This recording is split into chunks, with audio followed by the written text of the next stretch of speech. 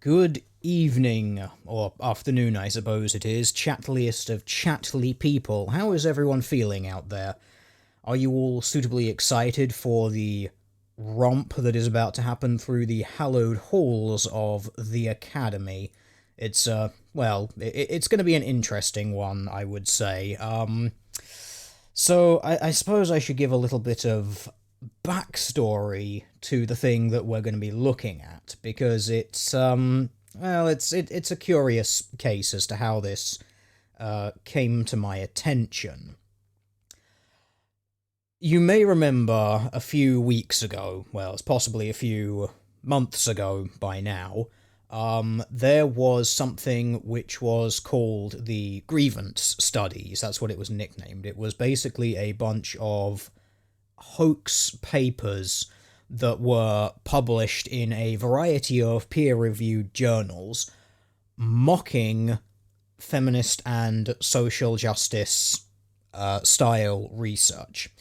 And so many of these papers were written in a way that was for the field that they were going into. They were written very, very well. In fact, one of them, which was to do with feminist, I believe it was feminist rape culture in dog walking parks, was given an award for excellence because of how well it was written, despite the fact that, in the words of the authors, these papers were written to make absolutely no sense. They were authored to make anti-sense.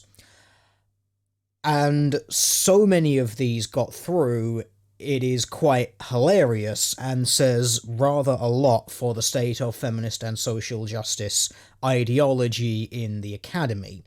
Basically, you can write something that is intentionally, completely and utterly ridiculous, and they will read it and they will say, yes, this is fantastic, this is a good paper, and we shall publish it. And that is what happened with this particular study. Going in through the back door, challenging straight male homohysteria, transhysteria, and transphobia through receptive, penetrative sex toy use. Now, this was one of these papers that was published in the Grievance Studies repertoire, I suppose you would call it. This article has, of course, been retracted because the authors basically said all of these papers that we have written are absolute nonsense. And some things which I find hilarious, because this went into this journal here, the Journal of Sexuality and Culture, which, in its own words here, is an interdisciplinary journal that publishes peer-reviewed theoretical articles. So this is supposedly the top shelf sort of stuff. This is the classy feminist social justice literature. It's peer-reviewed, it's incredibly robust, as some would say. And of course, this article, being a complete and utter farce, was retracted because it was written to make anti-sense. It was intentionally written in a way that is stupid and ultimately mocking the discipline. And the editor's article, or what the editor has written about it here, the retraction, is quite interesting. It's the editor-in-chief has retracted this article as it has come to light that it does not present genuine research. The article was not authored by M. Smith, it was written by these three people, who are the Grievance Studies hoaxers, and was admitted under the false pretense because it wasn't a genuine true believers paper, it's a bunch of nonsense. So I find this very funny. It doesn't represent genuine research. Okay, so it didn't present genuine research, and yet this article, this study, was sent to your journal. The editors at the journal, they read this paper, they said, yes, this is a good paper, and I am going to send this to peers of this journal in order for them to review it. and the peers, however many that was, it was normally at least 2, read this paper and said, yes, this is a good article and this is something which is representative of our field. It adds something new and interesting and innovative to the field, and we want to see this published. And thus it was published in this journal. So that basically means at least 3 people, at the very minimum, 3 people at this journal read this paper and thought this was a good idea. So how this paper has only just come to light that it doesn't present genuine research is astounding. This journal, frankly, should be ashamed of itself and should probably, if it's able to publish this sort of absolute nonsense, it probably should not exist. But I want to go through this paper. I want to see what it has written, and there is one reason why I would like to do so. And it was actually to do with the citations that this paper uses. If I scroll us down here. Because of course this paper does cite things. Several of these are, of course, papers that come out of the postmodern generator. And of course, the academics at this journal didn't bother checking any of that. They didn't find that. In fact, several of these papers were defined as being well cited, which is of course hilarious when they're citing things that don't exist. But this reference caught my eye and was one of the reasons that I wanted to do it. And this is the first citation of this paper, Phallic Affect, or Why Men's Rights Activists Have Feelings. Now, that may very well be something that you recognize if you are a viewer of this channel, because I did a video about this paper. It was the one titled Teal Deer, Why Do Men's Rights Activists Have Feelings? And in that paper, that entire paper, this one which is highlighted right here, the author of the paper found some guy on an internet forum who said one time, men are just fucked. And from the existence of the phrase on a forum said by one person, the author of that paper concocted a grand narrative about how men's rights activists are scared of losing their social dominance.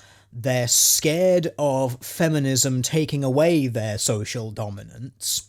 They, rather than just embracing learning how to be fucked, to get rid of that castration anxiety, instead, what they were doing was turning to affective utterances, that is, expressing your emotions, that they were turning to that as a way of growing a new metaphorical penis that would grow up and take up more space of the conversation. It was literally, they are trying to grow a bigger penis that shall stretch to the stars and fuck the heavens for all eternity. It was complete and utter woo. Just nonsensical pseudoscience. It was just complete and utter bullshit. And this paper, which is also complete and utter bullshit, is citing this paper. That's why I find this one so interesting. It's in this instance, it's a joke citing a piece of pseudoscience, which again, but because the Phallic Effect was a super serial paper, that one got taken seriously. Now, one reason why I find the Phallic Effect paper so hilarious is because these, the hoaxsters who have created these grievance studies papers, they also did the conceptual penis paper, which you may very well remember. I also did a live stream on that one. And in the conceptual penis paper, they actually make the argument about men creating a conceptual metaphorical penis to expand into the world and take up more space and effectively rape the space around them, which was a joke position that they created, but the Phallic Effect paper made that argument seriously. And papers like this are the wonderful proof that feminism in academia, social justice in academia, is beyond satire. It is batshit insane. It is beyond crazy. And anyone who even tries to defend it is either so indoctrinated they can't smell the bullshit that's smeared all over their face, or they are woefully misinformed, ignorant, and uneducated on what the things they are supporting actually say. So I want to go through this and just see what sort of nonsense this particular satirical paper has come up with, and see if we can spot any actual arguments that we've seen feminists use elsewhere. Because remember, these papers are written in such a way as to not make sense. They are written to make anti-sense. They are written to be as ridiculous as possible, and yet, even in these satirical takes, you can still find things that mirror what feminists have actually said, which is hilarious. So, let's swing on through this, and we'll see how far I get through it, and we'll see what's going on, because it's hilarious. As chat points out, Poe's law rules supreme in academia. Yes, it does. So I shall first off pour myself a beverage, because it's going to be necessary. I do apologise if there's any background noise throughout the time that I'm reading this. A couple of minutes ago, apparently my neighbours decided they wanted to start doing some drilling. That's not a euphemism, because if it was, they would have finished by now, but we'll see if that decides to go away. Hopefully you can't actually hear anything, though. So, cheers to the chat, and let's get through this. So the abstract is, to date, very little research literature exists concerning receptive, penetrative anal eroticism in straight men. Of particular interest are these impacts upon other factors relevant to masculinity, sex roles, and the studies of sexualities. Several co-constitutive features of masculinity are likely to be relevant to straight male anal sexuality, including masturbatory play with penetrative sex toys. Specifically, this study seeks to explore, do men who report greater comfort with receptive penetrative anal eroticism also report less transphobia, less obedience to masculine gender norms, greater partner sensitivity, and greater awareness about rape. This study uses semi-structured interviews with 13 men to explore this question, analysed with a naturalist and constructivist grounded theory approach in the context of sexualities research, and introduces trans hysteria as a parallel concept to Anderson's homo hysteria. This analysis recognises potential socially remedial value of encouraging male anal eroticism with sex toys. So, another reason why I wanted to do this was, of course, because this is talking about penetrative anal sex. And, of course, a paper that I read on this channel with Bunny was, of course, the use of the dildo as, what was it, a sexual and political tool, or something along those lines, and that was a legitimate, super serious, peer-reviewed feminist paper. So I can already see whether we're gonna have some carryover into this particular paper here. Interesting things to note about interviews in studies. I highly doubt they actually interviewed people to do this. I have a feeling they just made it up. But interesting things that I want to talk about interviews. I'm going to go on a little tangent here, because it reminds me of an email that I had to write not all that long ago to someone, explaining the finer points of the conformity to masculine norms inventory. That was the CMNI, something which I've also got a video on, and I think a live stream on as well, somewhere on this channel. I also did it on Honey Badger Radio, about hilariousness of interviews. Now, the CMNI, as you may remember, was the Conformity to Masculine Norms Inventory, and that listed several one of the controversies around it was one of the things that it listed as a normal male behavior was playboy behavior. And it turns out, when you followed the citation back to the book, that playboy behavior thing, that thing that was a masculine norm, it's normal, it's what every man does. It turned out that only about 3% of men who talked about how they show love for their partners, only about 3% of them said that they were playboys. About a third of them answered that one of their ways was, by being a breadwinner, and another third was being like supportive and loving and nurturing and all of that stuff. But because this is feminist pseudoscience, what 3% of men say they do is instantly what all men do, even when all men expressly say that they don't do that. And the funny thing was, I actually set about reading the book and getting some quotes for this email which I wrote off to this.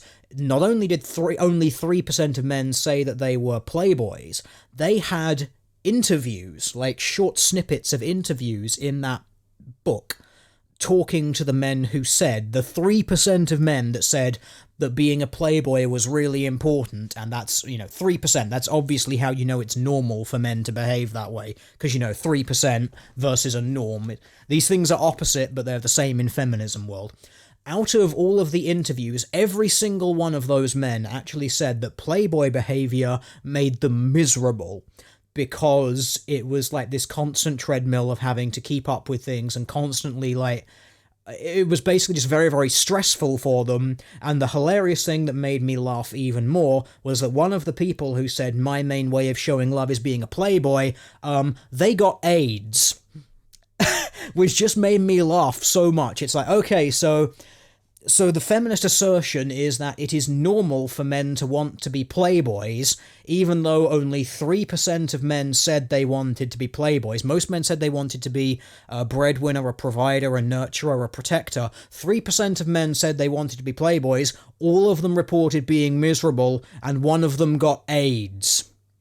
But that 3% became, wow, this is normal, this is what all men want to do. It's just, wow, this is feminist pseudoscience, ladies and gentlemen. It's very hilarious, to say the least, and this is another reason why I say I want to go through this satire of it, because what feminist research actually is beyond parody. You cannot satirize it. You cannot satirize the bullshit that they come up with. And of course, I'm going to have another drink here. But what I find so funny is I can do all of that work, I can do all that research, I can show you all of this, and yet you'll still get feminists who just declare that people like me are uneducated, academically illiterate, and we don't know what we're talking about because feminism is the dictionary definition and all of that stuff. It's like, no. The reason people like me exist who expose this sort of stuff and who can't stand your ideology and its research, the reason we can't stand your ideology and your research is because we know so goddamn much about it. Believe me, if I was ignorant of all of this stuff, I would not have such a low opinion of your field of study and research and work. It's because I know so damn much about it. That's why I don't like it. That's why I hate it, and why I think it is absolute pseudoscience that no one should be taken in any way seriously. So, let's go through the introduction of the, hey bro, you should totally go get pegged because it's awesome, satire of feminist papers. So, introduction. While much scholarly work in the study of sexualities has explored the sexual practices of homosexuals and heterosexuals, the topic of straight men who engage in receptive anal pleasure has received limited attention. In fact, the first ever examination of how and how often heterosexual undergraduate men in the United States practice receptive anal eroticism was only published in 2017. I can't help but wonder if the guy, the "this is what a feminist looks like" guy, had with his little sign saying, I shouldn't feel unmanly for enjoying my girlfriend's strap-on, I wonder if he was part of the cohort for that study. Because, that's... I love this. Is it beyond me why any man LARPing as a woman takes seriously? That's an interesting question.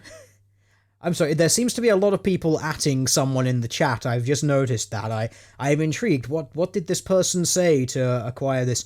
Have I ever responded to ContraPoints? No, I have not directly responded to ContraPoints, but I have brought up some very interesting hypocrisies on his part.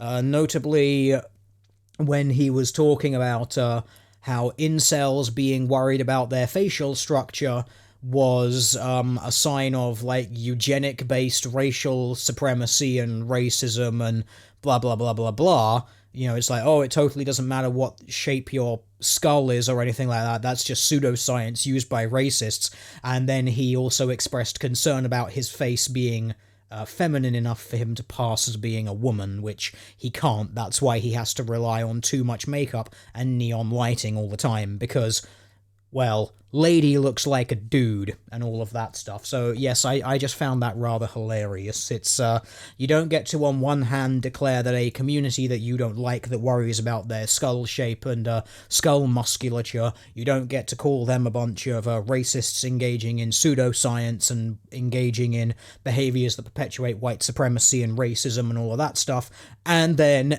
in the same sentence, or I suppose I should say the next sentence, say that it's completely legitimate for people to worry about the shape of their skull and their facial musculature on how people perceive them. You don't get to have both of those things be true. And yes, I believe chat is true that he would be an incel if he wasn't switching gender. Yes, he absolutely would. Anyway, let's move on with this particular piece of nonsense that we're dealing with today. This particular piece of pseudoscience there.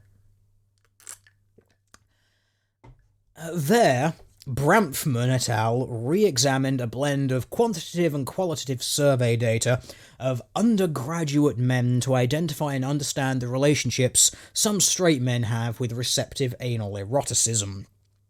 They interpreted their data through theoretical lenses, including Anderson's homosexualization and homohysteria, and called for a broader study into the anal erotic practices of straight men. This paper does not seek to satisfy Bramfman et al.'s specific call for longitudinal data on male anal erotic practices. That's not really surprising, because after all, these people are hoaxing the paper, they are parodying things, so of course they don't actually want to do a longitudinal study, because that would require a shit ton of research for something which is ultimately a joke, so that I completely understand. Instead, it draws inspiration from their inquiry and applies qualitative methodology to explore the questions: why don't straight men tend to use penetrative sex toys on themselves to experience anal sexual pleasure, and what might change if they did? Now, this is something which, in a lot of other papers, should hypothetically be setting off alarm bells for serious researchers, which is part of the reason I'm not surprised that the people over at the Sexuality and Culture, I'm not surprised that these people didn't have alarm bells going on, because of course these people are absolute morons who peddle in pseudoscience all day, every day. Saying that you're not going to do data gathering in the form of a longitudinal study, and instead you're going to do qualitative, which is basically asking people how they feel, that should instantly be alarm bells. It's basically like, okay, so there's going to be actually no hard data in this paper, it's all going to be my lived experience and my feels. So to normal researchers, that should be kind of like, well, why aren't you doing a longitudinal actual data gathering thing? Because that normally proves things. Now, qualitative data has its place in academic research, absolutely. It's very useful to note down how people feel things, how people experience things. A lot of the drug studies that we've looked at on my channel as well, especially regarding things like Agi, they do make use of qualitative assessments. That is, how are you responding to this drug? How do you feel about it? Are you experiencing X, Y, Z or anything like that? It has its place, but qualitative data should be there to reinforce quantitative data. It shouldn't really be there just by itself as its own data point, because the problem with qualitative data is it can vary so very widely because you're basically just dealing with my feels and my lived experience. As I said, it has its place, but the idea of saying, fuck quantitative research, we ain't got time for that, we're gonna go with the feeling stuff, that should be tipping off the people who read and accepted this paper that what they're about to read is some bullshit. But because they peddle in bullshit all day every day, they can't tell the difference anymore.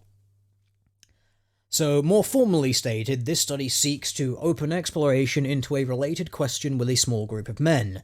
Do men who report greater comfort with receptive penetrative eroticism also report less transphobia, less obedience to masculine gender norms, greater partner sensitivity, and greater awareness of rape? In such, it also develops a notion of straight male trans hysteria in parallel to Anderson's concept of homo hysteria, and recognizes a potential political divide between Anderson's inclusive masculinity and Connell's hegemonic masculinity.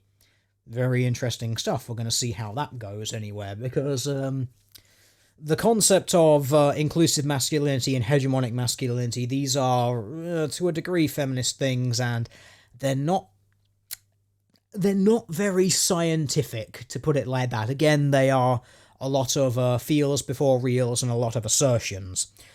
Because, of course, you talk about the concept of masculinity within feminism, well, I reference masculine norm of playboy behavior, 3% of men, all of them were miserable, and one of them got AIDS.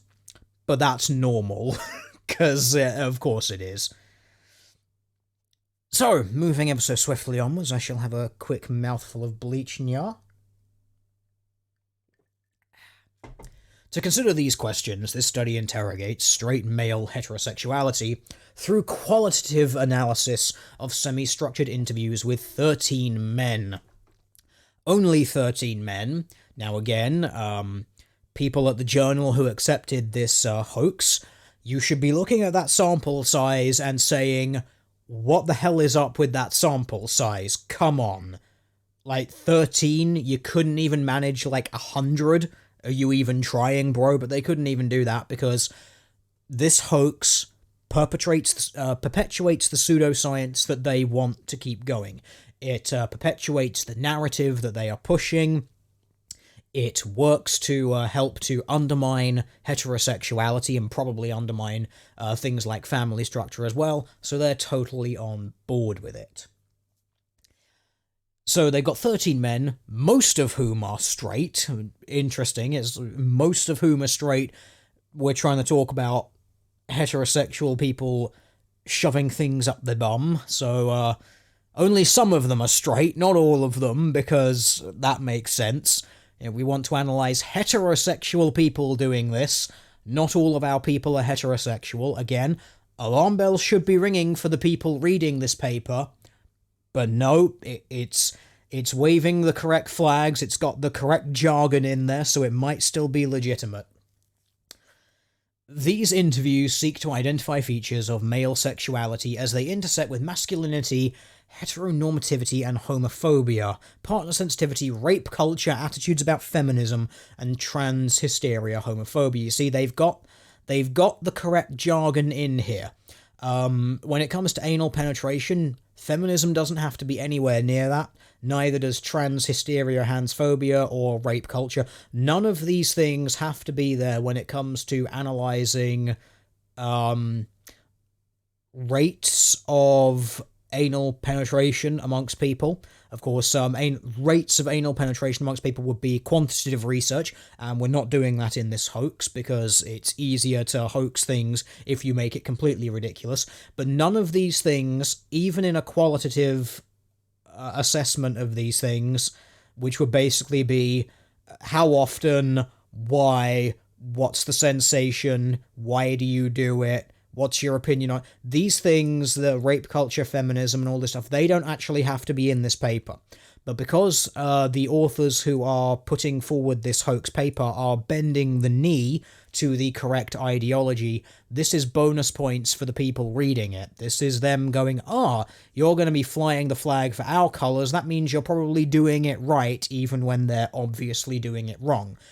But hey, when you're a journal like the Journal of Sexuality and Culture and you trade every day in pseudoscience and utter woo, again, this sort of stuff doesn't bother you. Ultimately, in addition to adding depth to the questions surrounding straight male anal sexuality, this paper explores whether advocacy for and education about straight male penetrative sex toy use could improve expressions of masculinity relevant to these variables. Of course, this sample is small and should not be understood to establish concrete conclusions on these issues. However, the in-depth interactive approach enabled by working with a small sample suggest interesting and theoretically sound connections with future researchers, which future researchers could propose. Now, this, of course, is kind of nonsensical, this part here. It's like, oh, we got some information, you could use this. Technically, yes, but it's good that the people who are hoaxing this, like, even the people who are hoaxing this are saying, look, we've got a really small sample size here, you shouldn't be taking this paper seriously. They're basically just admitting, like, what we're doing here is not something you should, that is not a reliable thing, and yet, like, they can write in their paper, look, this paper is not a good paper, and the people at the journal are still going to be like, oh, that's fine, it's a good paper, you're towing the correct line and all of that sort of stuff, so it's good, it's fine, right? So, though Allen from 2016, I believe that's... Is that our... Yes, that is our phallic affect paper. So that's good. We're going to go into the part about men's rights activists getting fucked in the arse and why they should learn to just love it. So let's see. Reminder to the people watching this, if you want to know what that is, go watch the video, Teal Deer. Why do men's rights activists have feelings? And you'll get my thoughts on Allen and that particular piece of pseudoscience. Lays out psychoanalytical, theoretical, and other considerations that are strongly suggestive of co-constitutive relationships between masculinity vis-a-vis these variables listed above and anality. Currently, there is virtually no scholarly literature that engages the topic of straight male penetrative sex toy directly and substantively. This does not imply the topic is never broached, as again noted by Brandtf. Okay, because I know what this study is that is talking about here, because I've done that video about it. Barely. He lays out a psychoanalytical theoretical framework. Not so much. It's basically just men should learn to like getting fucked in the arse, because that's a subversion of traditional masculinity. It's basically, except it wasn't even just masculinity, it was just talking about men's rights advocates and their view of masculinity, or what the author asserted their view of masculinity was, which was, of course, complete and utter nonsense. So that statement there, it's not, I'm gonna say it's not even wrong, because it's such a horrendous reduction and requires you to cut out about 99% of that paper to get that sentence, which is good, because it basically just means that it demonstrates that the people who, again, peer-reviewed this paper and said it was fine, didn't bother checking the citations for it. Like, at all, because, again, that would have been a bit of a red flag for me if I was reading this. It'd be like, that's not really what that paper does. Really. I mean, expand on that. Explain why it's relevant.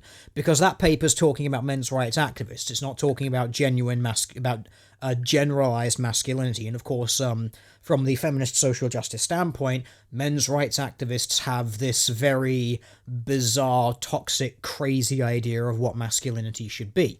So anyone who's citing that paper should be saying, well, this isn't a generalized view of masculinity, it's this, crazy, fringe, super insane way of looking at it. So, again, red flags should be coming up, but this just proves that the people who accepted this hoax paper don't know what the hell they're talking about and probably didn't even read this paper. They keyword searched it, feminism, yep, that feminism in there, rape culture, oh good, it's a good paper, put it through, it's fine.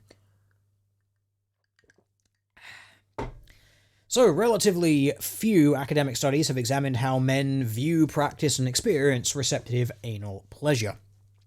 Those studies that do investigate male anal eroticism have largely focused on same-sex penile anal intercourse, usually ignoring how men might receive anal pleasure during heterosexual play, as well as ignoring all forms of anal stimulation without a penis.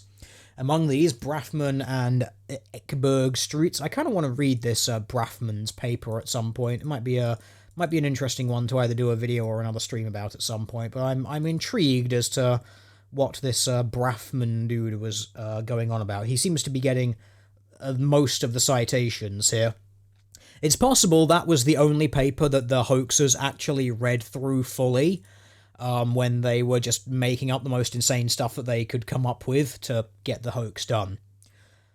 So, approach the topic on a theoretical and historical way is summarized by Braffman et al. Using feminist and queer theory. Oh, there we go. Drink, drink, drink. This is the crazy train about to pull into the station to analyze the social stigmas around men's anal pleasure. The authors argue that educators can employ the topic of male anal pleasure to help students critically analyze the social construction of sex, gender, and sexuality. Yes, because the thing that most people don't do is a really good way of examining the social construct of sex. Of course, as we all know, sex, gender, and sexuality, these things are not social constructs. They are genetically influenced, as we've demonstrated before on the stream talking about theorizing fat sex, where we demonstrated that fat people are generally not sexually attractive, and there is a good reason for that, which stems from an evolutionary basis, because fatties don't do very well when it comes to having children. They are less fertile than people who are slimmer, or people who possess the good old TNA and all of that stuff. So, yes, sex, not a social construct. Gender, barely a social construct. Certain aspects of it could be argued to be that, but most gendered behavior stems out of sexual behavior and sexually dimorphic differences, which are influenced by biology. So, yes, Braffman, I give you a D- for dealing with complete and utter pseudoscience and absolute nonsense. So, far more extensive and applicable treatments exist in the Ultimate Guide to Prostate Pleasure. Is that a book or is that a paper? New York Press, yes, it's a book. Okay, I was going to say surely that's not a peer-reviewed academic paper. Like, surely not. Although, judging by some of the nonsense that we've read throughout this, I wouldn't be surprised if it was. The Adventurous Couple's Guide to Strap-on Sex, which I'm guessing again is also a book and not a peer-reviewed academic paper, although in this day and age it's hard to tell whether or not that's the case. But as these insightful volumes fall outside of the scholarly canon, not all scholars take them as seriously as they deserve. Yes, in other words, they are books. They're not properly representative of anything. It's just the author's opinion. Okay, that's fine. Good. I'm glad that the authors of the hoax decided to put that in, because you see, that's actually the sort of thing that a lot of legit feminist researchers wouldn't bother doing. Like, they wouldn't actually say, like, oh, this source is not actually a fully valid source, it's basically just an opinion piece written by some person based on their life experience, which again has its place as qualitative information, but it's not something you can be drawing on as being definitive from a scholarly perspective. So finally, although these sources utilize social constructivist models, there remains a conspicuous gap in the research literature.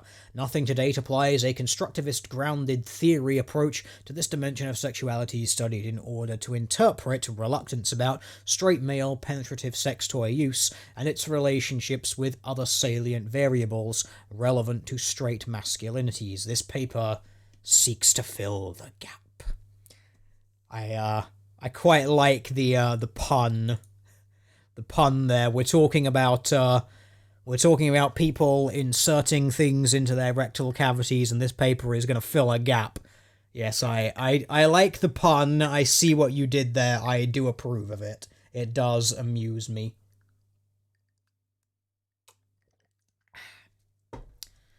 So, male anal pleasure. Chat, are you ready to hear about male anal pleasure? Because this is very important academic stuff. As I said, this paper was peer-reviewed and published. This is very, very important. We need to learn about buggery. It's very, very important for the future of an enlightened, liberal Western society, because that's how things are going. So, chat, fill our gaps, Teal. Oh, well, chat, I've got your consent now. How can I possibly hold back from such an invitation? Male anal pleasure. Cultural perceptions of receptive anal eroticism for straight men tend to be hegemonic. That is, legitimizing the dominant patriarchal order and negative. So there we go, we have invoked the patriarchy, dun dun dun, lightning, and all of that stuff. So that's good. I can see why the ideologues at Sexuality and Culture would accept that. We have the patriarchy being invoked.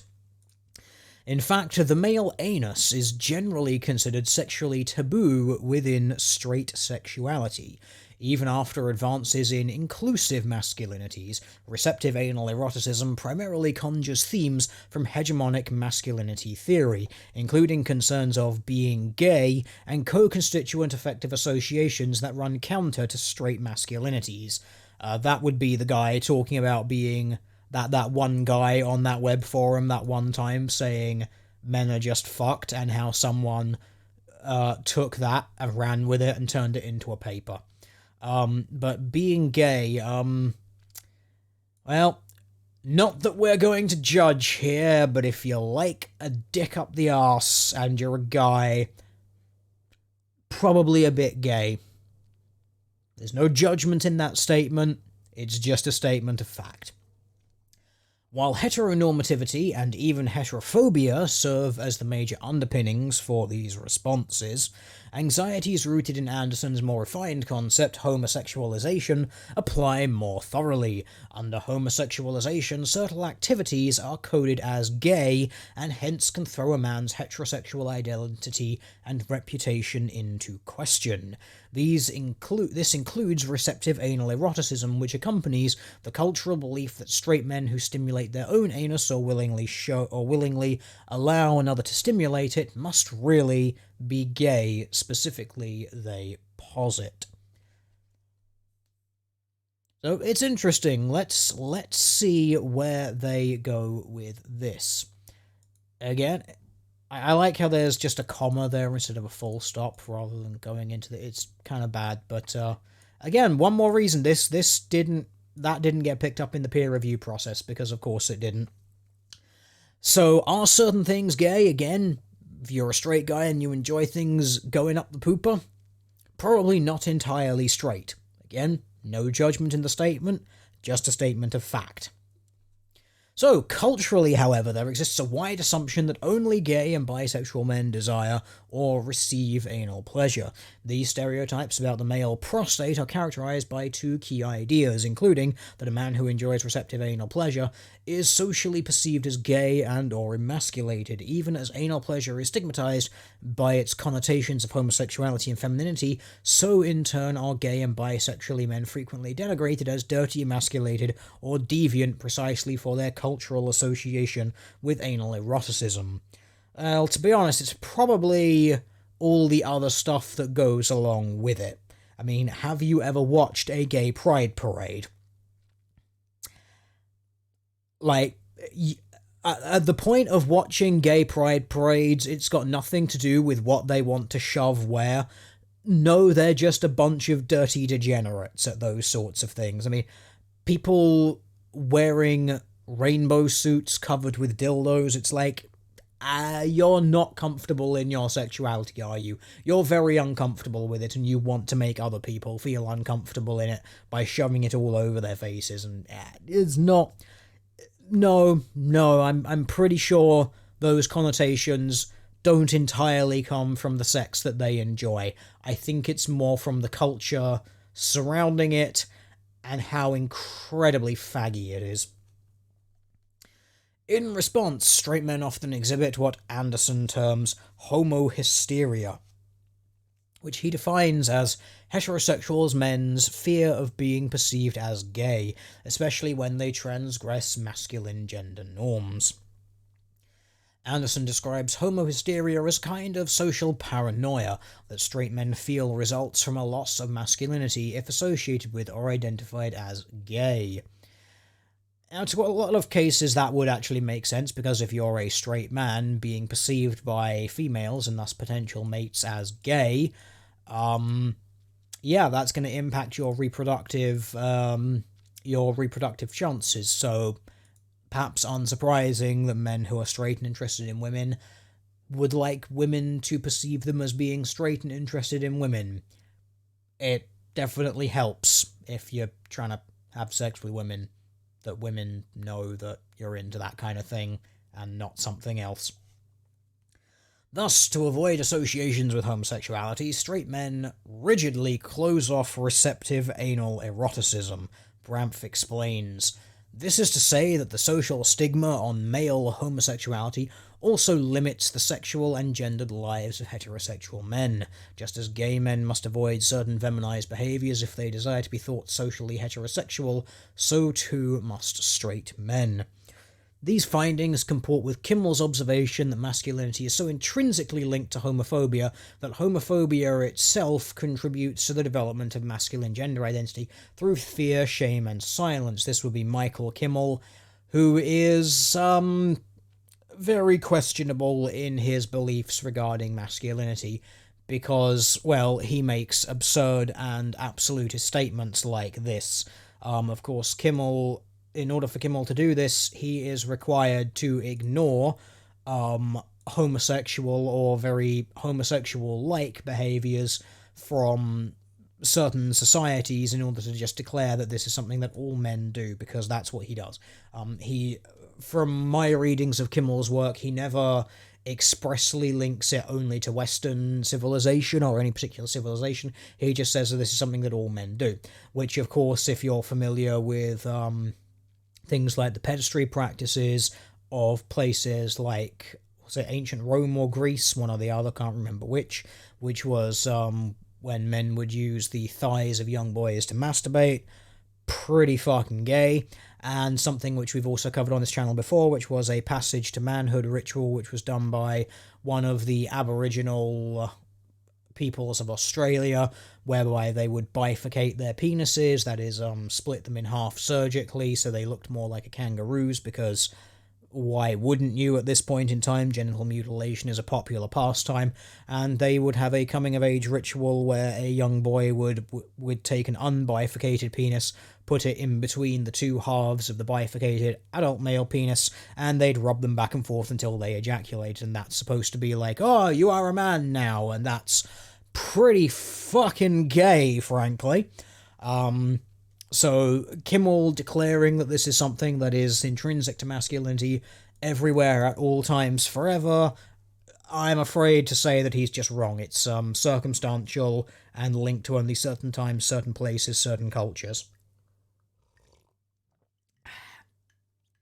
And a fun fact about Kimmel, because he is a straight white male, he has of course been basically Me Too'd into oblivion in recent years, which is rather hilarious. So indeed, Pascoe argues that the term fag is frequently used to enforce heteronormative, even homophobic, masculinity in adolescent boys who build their masculinity in repudiating a fag identity. Of course, the term fag can also, I'm just going to put that out there, can also just be an insult by itself. It doesn't actually have to necessarily relate to basically declaring that someone's gay. It's just like, that's a bit of a fag thing, or you're just being a fag. It's like, it's not actually necessarily related to homosexuality or anything along those lines.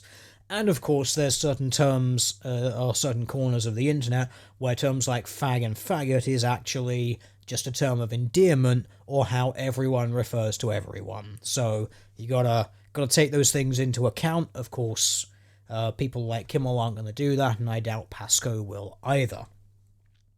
Must have more to drink here. The throat is getting dry. You need to lubricate well, chat, before you go into these sorts of things.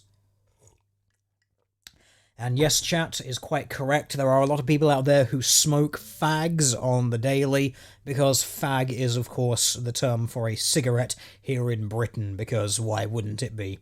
And faggot is also a popular meat dish, much like a burger, often served with gravy, and of course it is also a term for a bundle of sticks, because why wouldn't it? Further, McNeill documented how these themes are routinely reproduced in sex education. Burke identified them within conservative Christian religious practices, and Frank, who found them reinforced in sexually swinging communities.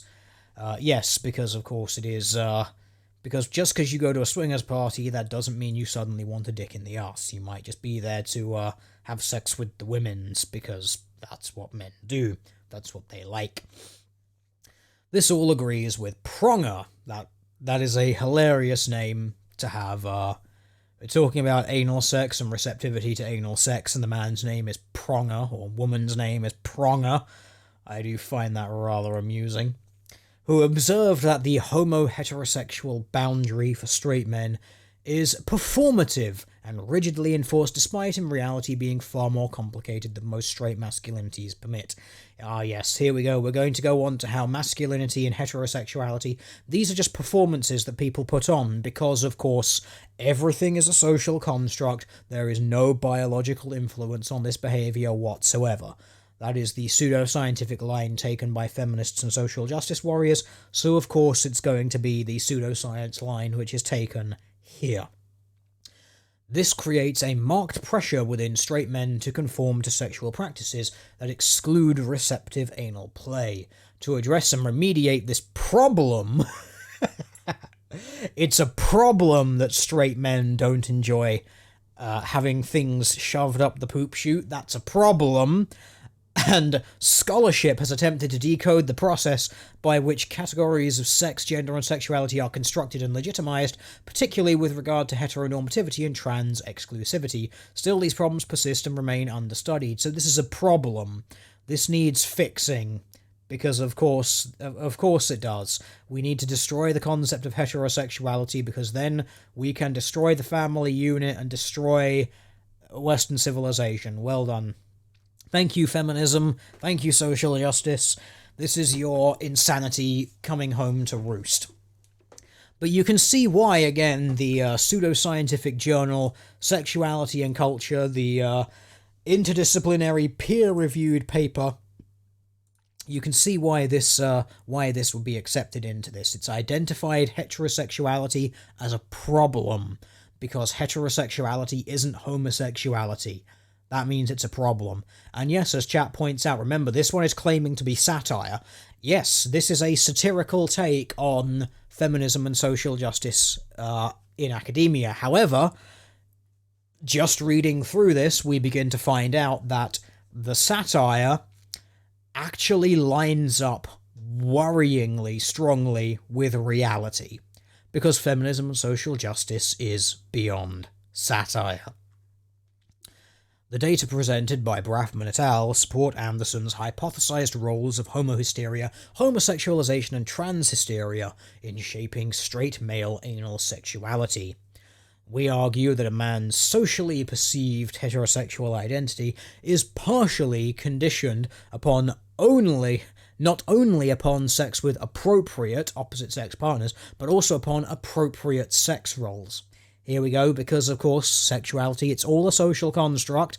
Heterosexuality is only identified by men wanting to have sex with women. And this is the problem, remember chat, this is the problem.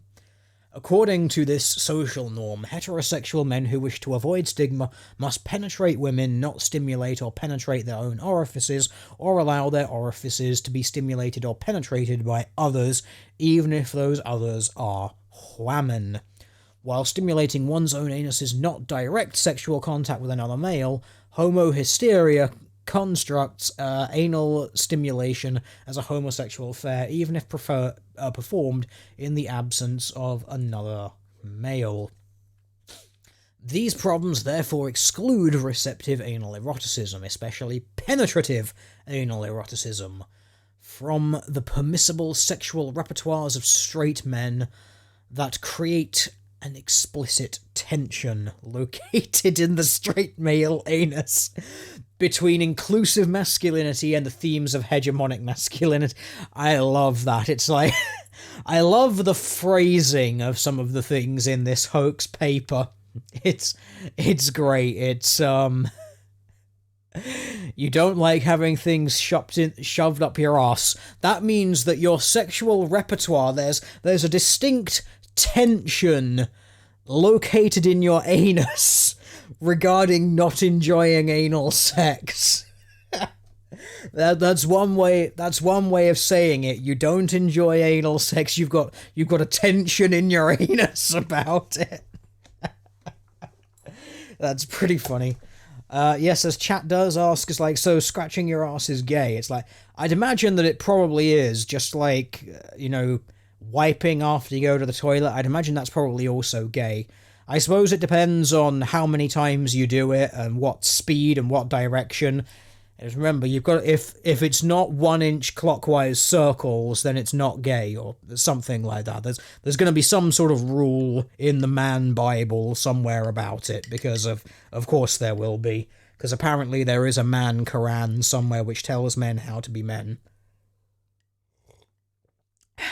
As characterized by Connell, hegemonic masculinity is the configuration of gender practice which embodies the currently accepted answer to the problem of legitimacy of patriarchy, which guarantees the dominant position of men and the subordination of women. Now, as we all well know, the feminist patriarchy assertion is complete pseudoscience and is in fact scientifically disproven by actually doing quantitative research with regards to how society treats men and women. So we know that that's complete nonsense, but the hoax paper here has invoked the patriarchy. That means it gets all of the brownie points. More simply, it embodies a currently accepted strategy for legitimizing patriarchy and represents, quote, one form of masculinity rather than others that is currently exalted, end quote. Particularly for the anal, unreceptive straight man, penetrative sexual acts are frequently seen performatively as something to be done by the man through his insertion of his penis into cisgendered women. Yes, that is how sex works. If sex did not work like that, the species would go extinct. You don't just take your dick and shove it into random orifices hoping for pregnancy. It's a very specific genital thing. That's how reproduction works, and again, what a surprise that sexuality is biologically reinforced by that. You do not choose the person that sexually arouses you. They do that by existence. You see people and you're like, that person's sexually attractive, I could totally get it up for them, or something along those lines. As chat does correctly observe, patriarchy is awesome. Yes, it is. Not all straight sexual activity, however, relies upon this characterization. Glickman and Imrazun observe the idea that in sex men have one role and women have another is very restrictive. Men should do all the giving and women should do all the receiving. These roles work fine if your sex life consists only of fucking with the man controlling all the motion, but a lot of people with very satisfying sex lives have roles that are more blurred.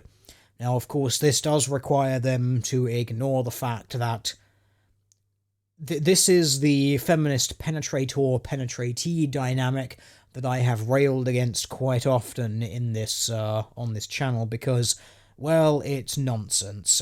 Just because you have a penis and it's going inside something, that does not mean that you have all of the power and all of the control, and the person receiving the dick has none of the power and none of the control.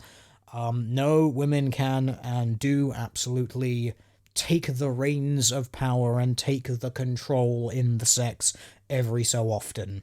Some women actually prefer it that way because they find it easier to get off doing that sort of thing. So this feminist penetrator penetratee dynamic as being power and powerlessness, I do not buy it for a single second because it is completely wrong. Simply being a person with just be a human being and have a sex life, and you will know that that is completely wrong. But it's the narrative that feminism likes to go along with. These observations are consistent with the ways in which hegemonic masculinity is interactionally constituted and at odds with inclusive masculinity, especially in situations exhibiting low partner sensitivity. Anal unreceptive straight men do not limit the doingness of their sex to penile vaginal intercourse, however. They often exhibit little hesitance to, or even overt enthusiasm about inserting their penises into a woman's anus, about which women report a variety of opinions. Thus, straight men reproduce hegemonic norms of male sexual dominance by inserting their penises into women's bodies and expectations about masculinity, compelled ultimately by homohysteria and transhysteria, dictate and enforce a double standard regarding anal penetration. That is, although many other forms of anality and anal play exist and interact with masculinity, for many straight men, anal penetration specifically is something that they do to cisgender women, but not something that can be done to them by any one man, woman, or self. This seems like a very overly simplified view of anal sex. Some straight men like it, a lot of straight women like it. There are some straight guys who just can't stand it. Like, they look at that and they're just like, why? Just why? So yes, this idea that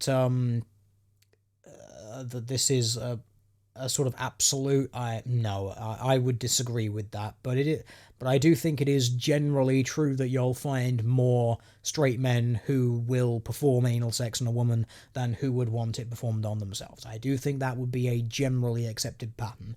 But of course, this is talking about the doings of sexuality, and it's questioning the heteronormative patriarchy.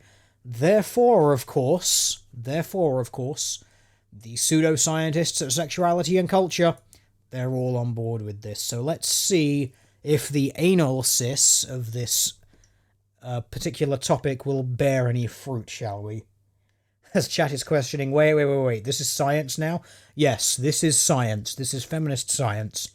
More correctly, this is a satire or a parody of feminist science, yet feminists and social justice warriors working in this particular field of so-called science, the so-called pseudo-social sciences, they can't tell the difference between the parody and the reality because, well, of course they can't. It's all bullshit and they know it's all bullshit.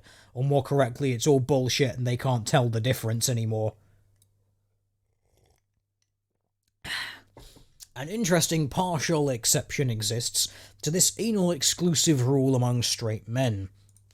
Straight male sexuality may not be a wholly rigid category, especially regarding homoeroticism. Some men describe themselves as mostly straight. This phenomenon demonstrates the intrinsic elasticity of nominally straight male sexuality, which has been explored further under a rubric of straight with a pinch of bi. For instance, as documented by Silver, some straight men engage in anal intercourse and other normatively homosexual sex acts as bud sex, highlighting the overall flexibility of heterosexuality as a category. Bud sex, that's basically being fucked by another guy, and it's like, it's the good old no homo thing. It's like, oh yeah, you know, you really like having the dick in the ass, no homo though. It's, yeah, okay, if you say so. Of course, this idea of the flexibility of heterosexuality, this is something that, of course, feminists and social justice warriors really like to try and push, because it's weird, you see. Their view is that Homosexuality, you're born that way, you've got no control over it. Heterosexuality, however, you learn that stuff and you can totally be conditioned out of it. Because that's how that works. You know, it's like you can be born into one sexuality, but the other sexuality is a total social construct, and you absolutely weren't born that way. In fact, you can learn to be anything, which is, of course, nonsense. No, you are born that way. There may be a bit of plasticity when it comes to sexuality, but if you're a heterosexual person, you're not suddenly going to start being, you're not suddenly going to start lusting over big muscly men with massive dicks.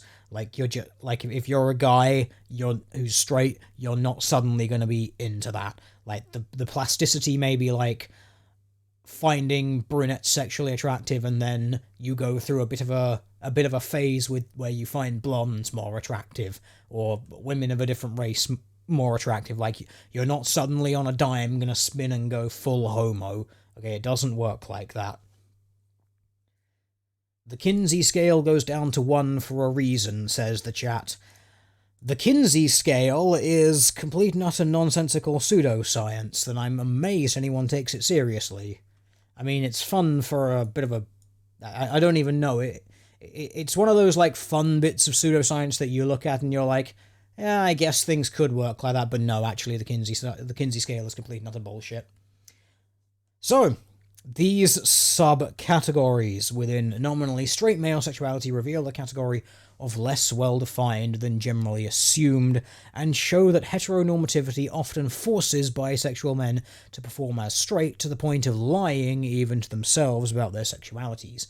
Nevertheless, sexuality flexible straightness in males may productively challenge orthodoxies about heterosexuality in a playful way and provide a fitting context into which this research can be theoretically situated. From just talking with people, especially a lot of people on the Honey Badger radio and whatnot regarding things like bisexuality, I think a lot of bisexual men tend to perform as straight, as this paper would put it, is because they seem to just get shat on by women for it. Like, straight women, gay women, especially feminist women, it just seems like bisexual men just get absolutely shat on by everyone, but especially by women for it. Like women being bisexual is just like, who cares, unless they're militant lesbians, at which point they're just like, no, you don't really like men, that's the patriarchy talking. But, yeah, bisexual men seem to really get a raw end of the deal, like, even more than gay men from women. I suppose it's because, from the women thing, they still, like, it's like gay men, it's like, oh, they're not interested, but bisexual men, like, they could be. They just seem to get shat on by it. And there seems to be a lot of female entitlement around bisexual men, like, oh, I'm going to prove that you're straight, sort of thing. Or when it comes to bisexual women, then I'm going to prove you're a lesbian. I don't know, it seems like a weird... It just seems odd. I'd like to actually see some quantitative research around that. It'd be rather an interesting thing to see if that's the case.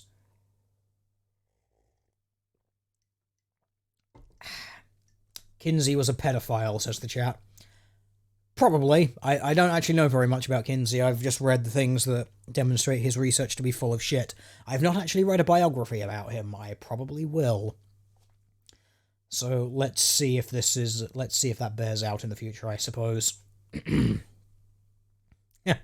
Chat has noticed that bis get the raw. So do they get the raw more than gays, though? Probably, I don't know. Because they're bisexual, I'd imagine they might have more of the raw straight sex, because women have all of those reproductive options. But then gay people, man, there's a lot of them out there who don't play it safe, which is why so many of them have AIDS. And why there's now the category of things called super AIDS. Which I just love the fact that we have a super AIDS. There is a super AIDS virus because there are so many gay people who refuse to engage in straight sex, and there are so many gay people out there who are the bug chasers, the people who actually get even more sexual satisfaction from knowing that they have HIV or AIDS and knowing that they're going to contract a different strain of it and knowing that they're going to infect people with it, and that has led to the creation of super AIDS.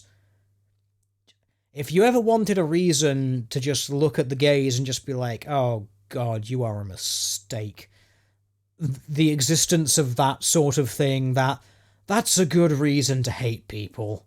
Like, you created super AIDS. You created a strain of AIDS that is basically untreatable and is a death sentence because of your degenerate perversions. What the fuck is wrong with you?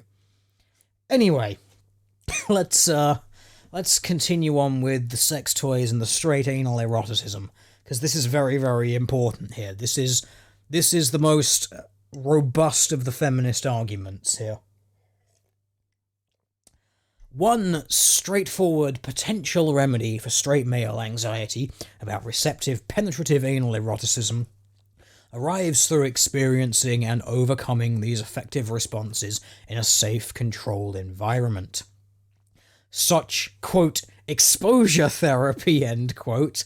I love this. It's like, yep, just take this thing in the arse. This is exposure therapy. It's really good for you. Take it, you filthy whore. So such exposure therapy can successfully address phobic anxieties by inducing carefully controlled exposure to anxiety triggers in safe environments. Yes, you need a safe space to shove something up your ass.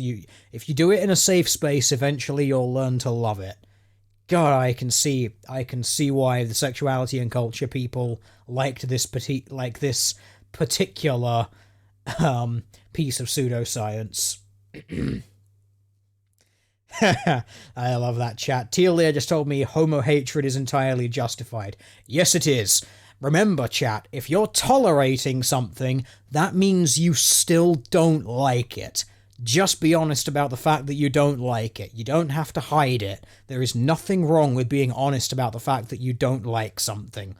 Hiding the fact that you don't like something is far more harmful than just being open about the fact that you don't like it. Because at that point, what you're doing is stifling the conversation. You've got to do what all of those social justice people like to do. You need to start a conversation, trademark, because that's really important. So don't forget that. If you're being browbeaten into tolerating something, that means you still don't like it, you're just not allowed to talk about it. There is nothing wrong with talking about things that you don't like. There is no problem with that whatsoever, because then you can actually address the thing head on. And that's far more important than being in the closet about it, as the gays would like to say. Don't be in the closet, just come out, chat. Come out about your hatred of the fags. Do it, chat. Let it out. Anyway, let's continue on with the anal eroticism. So, reasonably then, straight men could overcome some homo-hysterical or trans-hysterical anxiety about receptive, penetrative anal eroticism in safe, straight environments through penetrative anal masturbation with sex toys and or pegging. That is, allowing the female in a straight sexual encounter to anally penetrate the male with a strap-on dildo with a compassionate partner. Now again, because we know that sexuality is not a social construct, if you're a straight guy, you're probably just not going to be interested in that in any way at all, because you're just not into that sort of thing. The idea of like, oh, we need a safe environment so that men can learn this, I could very easily see an actual feminist, not a hoaxer like these people, but actual feminists, going along with something like this and saying that this is something that needs to happen because, of course, they hate heterosexuality and all of that sort of stuff.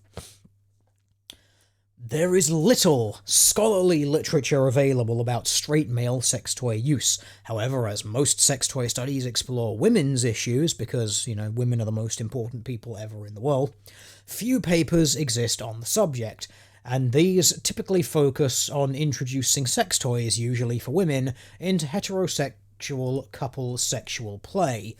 Yes, there is a reason for that. There is a reason why 90% of the shelves in sex shops cater to women's interests. It's because we live in a patriarchy that hates women, just hates them. Oh no, sorry, that's the feminist answer. The actual answer is that female sexuality is massively valued in society. In fact, it is still a favourite feminist insult for people to talk about people who don't toe their line being virgins, being neckbeards, being people who won't get laid, being incels. Incel, for these people, is an insult to be used against men. That is to say that a man who does not have sexual contact with women, usually involuntarily on their part because they may have a mental or physical disability or some other reason, they use that as an insult because, of course, women have the magical vagina juice, and when you get the magical vagina juice on your penis, that means you become a human being, or something. So that kind of gives you the idea of how valued women are in society. A woman can literally determine your existence and status as a man. But you know, that's don't tell the feminists about that because they don't like that because you know that's truth and they don't like that sort of thing. So it's hardly a surprise that all of the research done around this focuses on female sex toys. Seems pretty standard. Also, if you're a guy and you've ever read any men's magazines, how many of them talk about how important it is that you give the women the climax and all of that sort of stuff, and how many women's magazines out there talk about things you need to do so that you can have the good climax. It's based everything about sexuality in society. So much of it is just aimed and focused on women being the most important thing and the most important part of it. Because, again, society hates women and oppresses them and doesn't want them to have any fun. That's why, like, 90% of the stuff is aimed at them and making sure they have a good time, and why women can basically determine whether or not a man is actually a man, because, that's a thing. What if you're just a volcel, as in voluntarily celibate? People will still use incel as an insult. They'll still tell you that you can't get laid, won't get laid, and women won't like you, because that's their go-to insult, because, being accepted by women is the most important thing in the world for these people, which reveals their gynocentrism. But of course, these are people who don't think that gynocentrism exists, while at the same time basically declaring that women are the people in society that declare who is in society and what's important in society, and recognizes males as human beings. It's weird like that. But no, if you're voluntarily celibate, that's a life decision that you've made by yourself, and good for you for doing so. You live your life as you want to do so. If you don't want to have sexual relations, don't have sexual relations. You are no less of a human being for doing so, and if anything, you will probably get more shit done, because, well, frankly, modern relationships these days are fucking cancer anyway, especially if you're a straight guy trying to deal with modern Western women.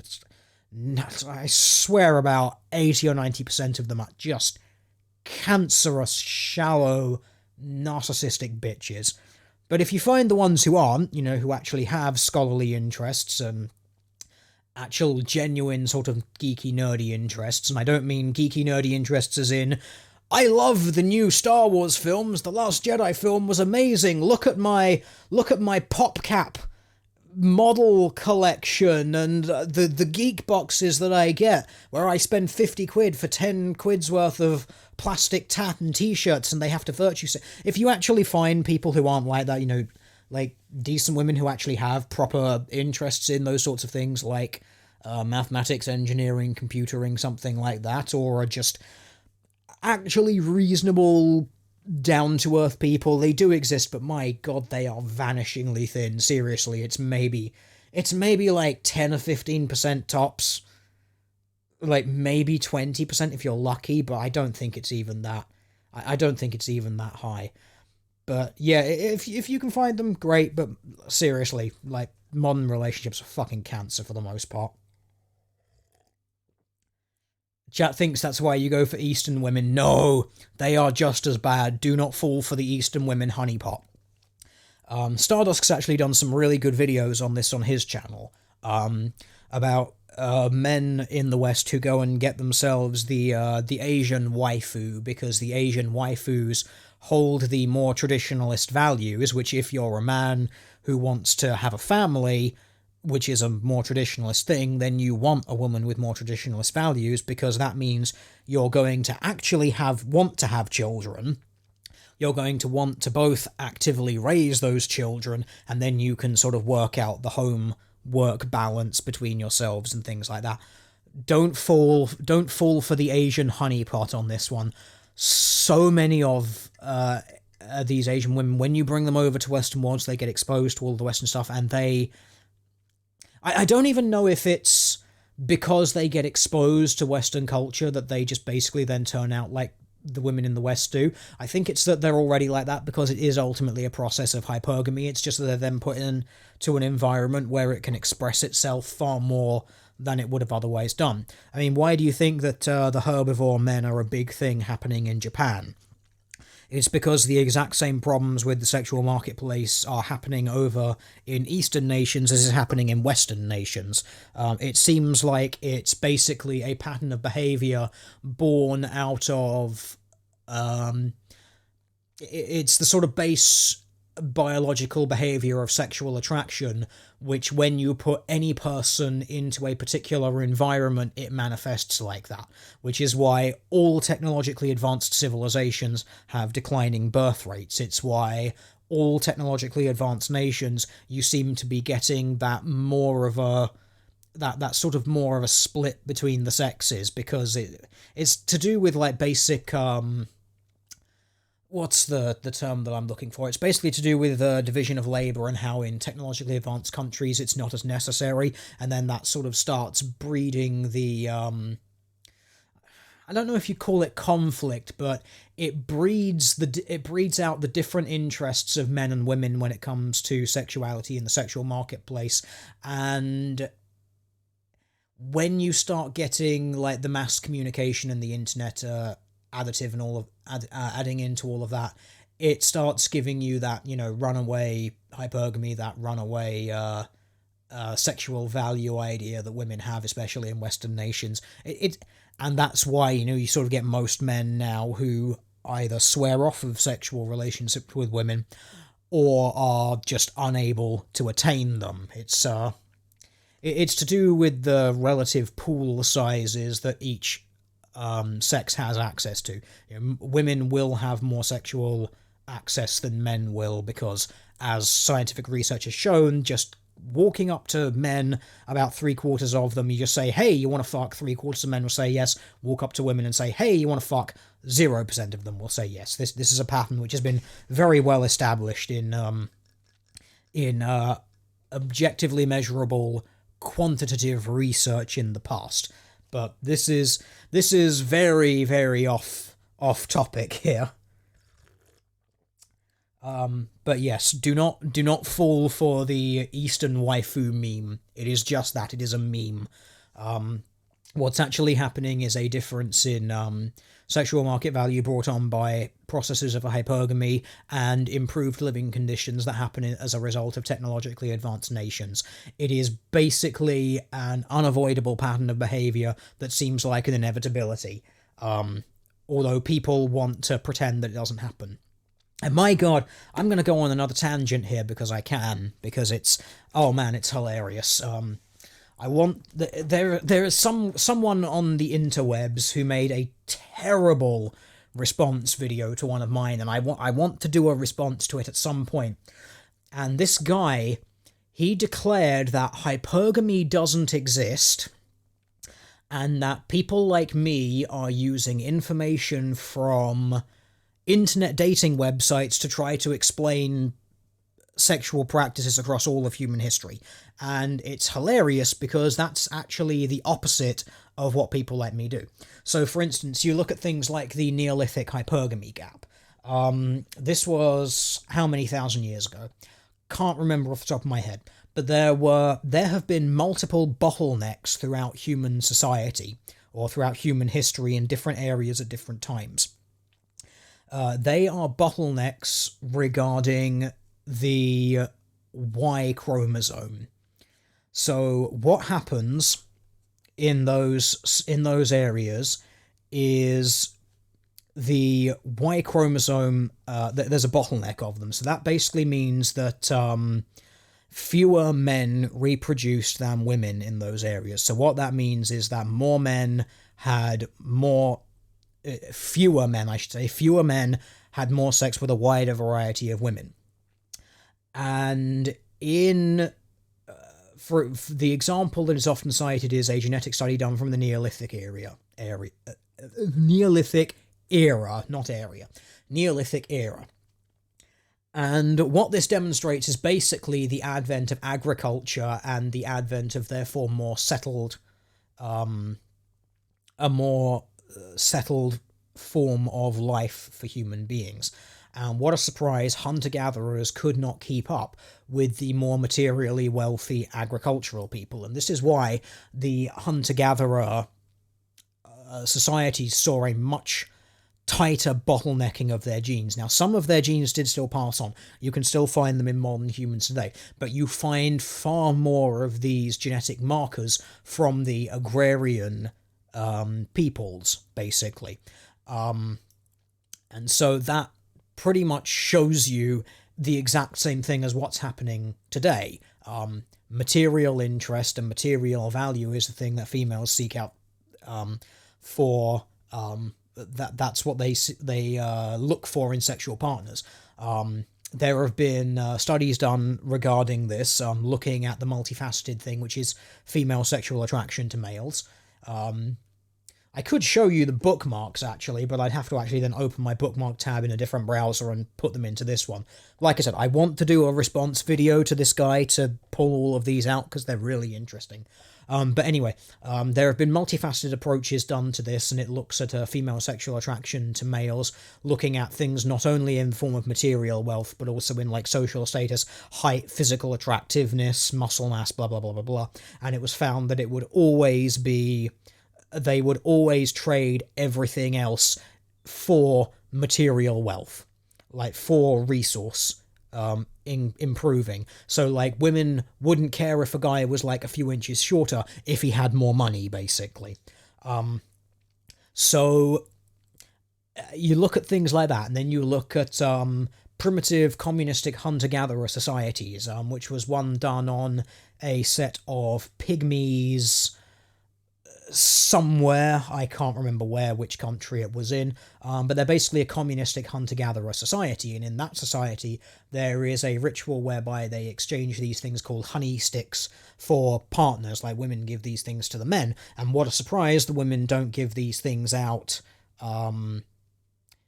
evenly across all of the men. The more attractive men, who have the more social status and all that stuff, they get more of them. It was a gift-giving experiment. So what a surprise, again, it's the more popular guys get the more stuff. There was a wonderful blog post, this one wasn't a study, like I said, it's a blog post which was done, I swear I've mentioned this on this channel before, by a Chinese guy in one of his schools, where he brought in a load of snacks, gave them out to the girls, and the girls kept all the snacks for themselves and only gave them to the popular guys. When he did the same study the next week, he gave a load of snacks to all the guys, and they got shared out basically completely evenly. What a surprise. Same pattern there. Then you look at the nearest human relatives, which is chimpanzees. Again, not all the males in that thing reproduces. What a surprise, again, you get the sort of male 10 out of 10 siring a massively disproportionate number of the children, and then it rapidly drops off outside of that.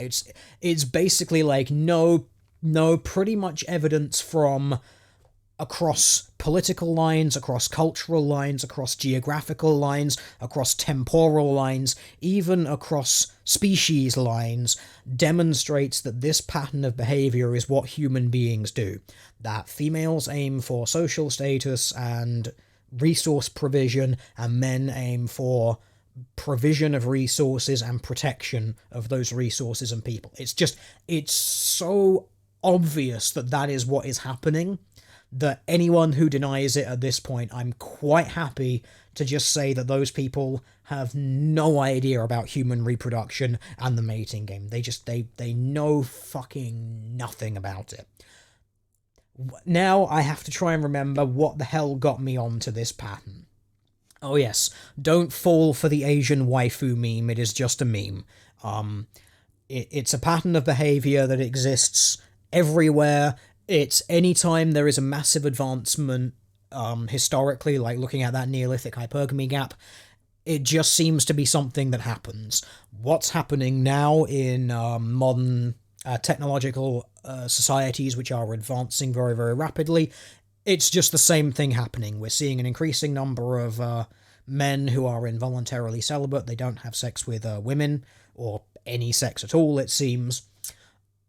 Like, they are actually an increasing number of people, which means we're getting this smaller number of men who are continuing on with the sex. Now, we do know that even though birth rates are declining, we'd have to then sort of see, is this rate of herbivorism, this rate of sexual dropout from men, impacting the birth rate, and is it having a disproportionate impact on the birth rate?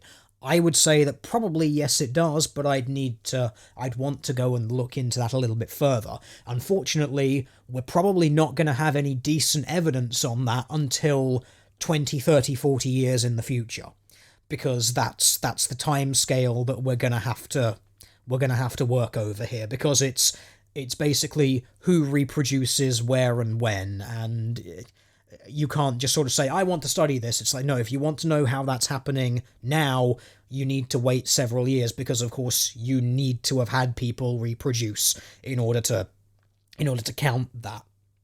And you need that longer time frame to know if this incel growth in the male population is just a blip that then course corrects itself over time, or if it's something that continues growing onwards. So it's an interesting thing. Anyway, that was a very lengthy tangent, chat. I do apologize. I hope you found it interesting, and I hope that has potentially whetted your appetite for the future response video that I really want to do to that guy, because it was just, man, that point where it's just like this pattern of very obviously observable human behavior that you can observe across thousands of years. It is observable across thousands of years of human history. That doesn't exist. In fact, you're just using internet dating number to declare that it's existed. It's like, no. It's the complete opposite. It's thousands of years of data that are telling us what is happening now. It's explaining it perfectly. But, you don't want to listen to that. That's fine. Also, the other thing which I found hilarious about his response video was he declared that what was it? He put up a graph on his thing which showed people who had sex with other people. It was like a little dot graph with lines in between the dots of who had sex with who at a university. And I'm just like, you do realize that doesn't disprove hypergamy, right? All you've done is demonstrated who's had sex with who. Like like hypergamy is a pattern of mate selection. You don't actually have had to have sex with someone in order to have engaged in hypergamy. Hypergamy is, like, you don't even have to have had sex. You can be a virgin and have engaged in hypergamy, because all the process of hypergamy is deciding who you're going to have sex with and who you're not going to have sex with. If you've had someone ask you out on a date and you've said no as a woman, you've engaged in hypergamy because that guy hasn't met your criteria, and then you say yes to a guy who meets your criteria later on. That's how it works. Like, just putting this up and saying, oh, look at the sex that all of these people had, that doesn't prove anything, because you've missed out. And this is why I'm going to tie this back to the qualitative thing that we talked about earlier. That's why when you look at the quantitative thing like that, you need to also then engage the qualitative information underneath it as well. That's all you've got to do. because then you have to look at, well, why did you have sex with this guy and not this guy? Surely these women here who have only had sex with one person, so they claim anyway, because it was a self-reported study, it's like, oh yeah, self-reporting. I'm sure none of the men inflated their numbers, and I'm sure none of the women reduced their numbers. I'm sure they were all completely honest. But ignoring that, it's like, so... so, yeah, it's just... No, please stop. It's the pattern of who is fucking who is not an indication of why who is fucking who. Hypergamy is the explanation of why who is fucking who, not the who and not the how many. It's the who, not the how many. And that's why it's just... Yes, it is true, chat. Hypergamy is ask her on a date, she says no. Yes, because hypergamy is just a pattern of mate selection. If you've engaged in anything that has to do with selecting your mate or selecting marriage, then you've engaged in it. And it's just that hypergamy is a pattern that points in a very distinct direction, which is towards social status and resource provision.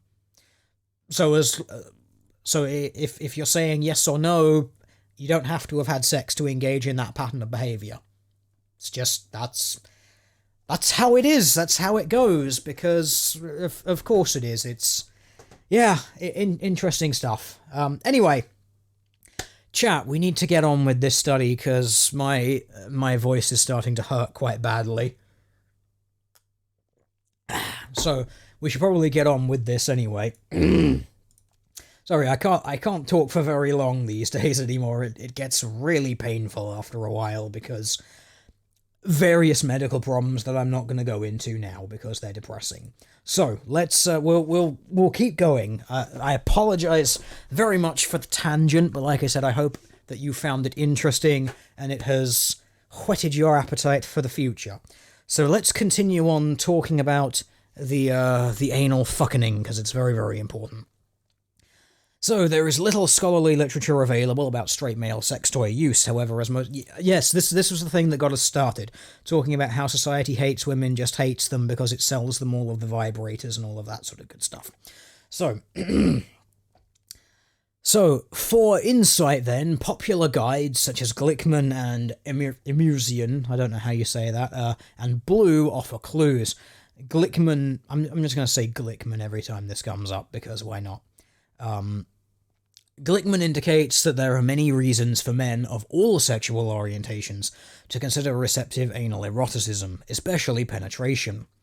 This practice can be enjoyable, they contend, and is becoming more commonplace, including by men in heterosexual partnerships.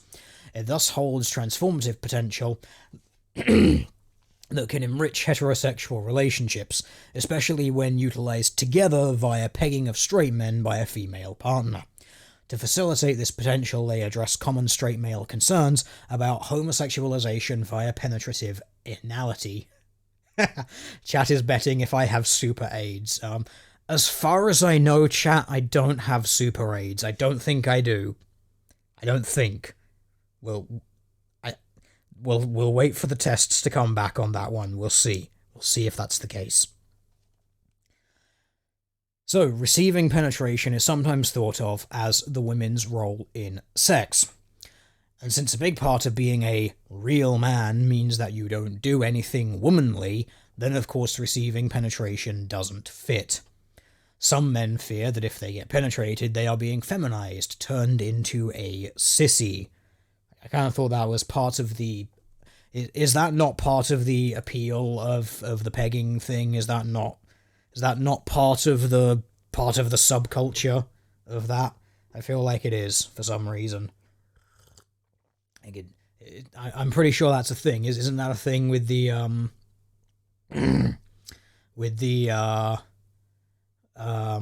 like the cross-dressing and all of that sort of stuff? I'm pretty sure that's where all of that comes into it. Anyway, let's continue on with the pegging thing, because it's really important. It's very robust, as some would say. So the relationship between anal eroticism and homoeroticism is such a dominant trope in masculinity that Glickman repeatedly turns to it.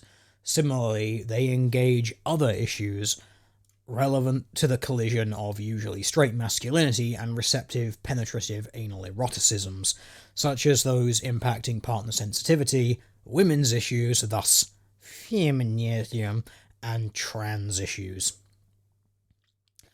Relationships of anal eroticism to other straight masculinity variables.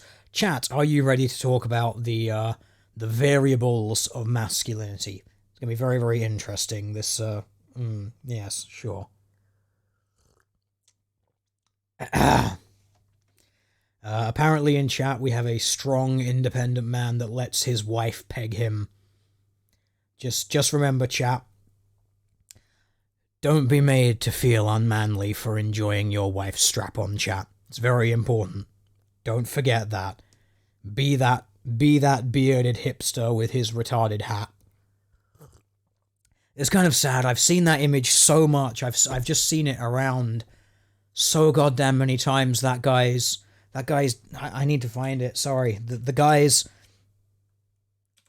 dead-eyed expression.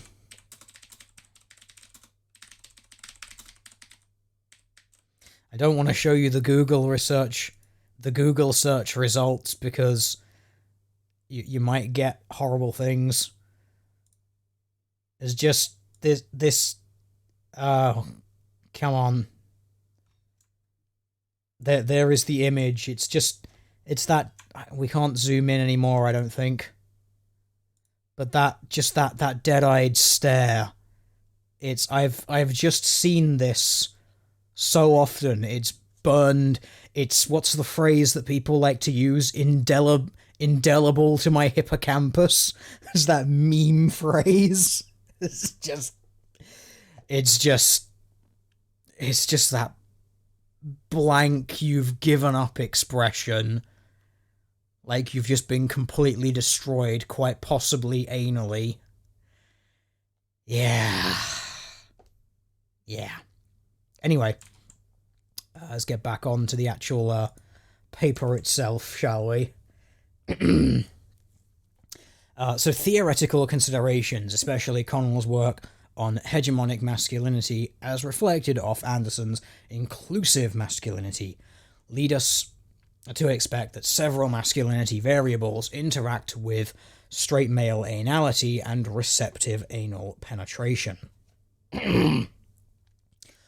Despite inclusive advances, themes currently dominant in masculinity include problematic trends in partner sensitivity, rape culture, attitudes about feminism, and homo-trans hysteria phobia in straight men, which may have direct or indirect dependence upon attitudes regarding receptive anal eroticism. Connell, for instance, notes that homosexuality, which is connected with anal penetration in many straight masculinities, represents that which is, quote, the repository the repository for whatever is symbolically expelled from hegemonic masculinity. I see the phrasing. It's the getting things in the arse and it's a repository. I see what you did there. I see what you did there, you amusing person.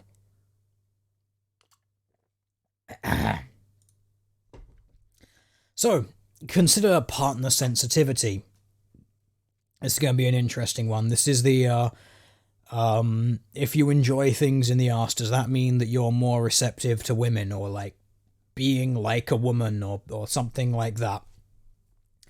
Which refers to the capacity for and performance of sympathetic and empathetic behaviors in one member of partnership for the others, such that they demonstrate awareness of the physical, emotional, and mental states and needs of the other part, or in needs of the other. It is so common as to be a trope that straight men in heterosexual relationships tend to lack in this dimension. Consequences range from frustration to failed partnerships. More commonly, they include internalized sexism for the woman and reinforcement of Connell and blah blah blah blah blah notion of hegemonic masculinity for the man, reducing gendered stereotypes and routine shifts of emotional and household labor onto women. Wow, I want to read some of the stuff that they're citing here, because some of this stuff sounds completely and utterly nonsensical. So it's a trope that straight men lack in the dimension of taking things in the arse, which range from frustration to failed relationships. So apparently maybe they are mad because their relationships failed because they didn't take things in the arse, or because they don't understand what it's like to take the fucking. More commonly, they include internalized sexism for women and reinforced notions of hegemonic masculinity. This idea that if you're giving someone the dick, that means you hate them, and you're trying to remind them that in the case of women that their place is in the home and all that stuff. It's just no, it's silly. Please stop.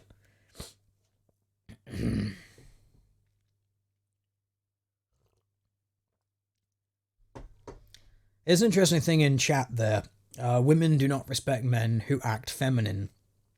Getting pegged isn't going to help that perception.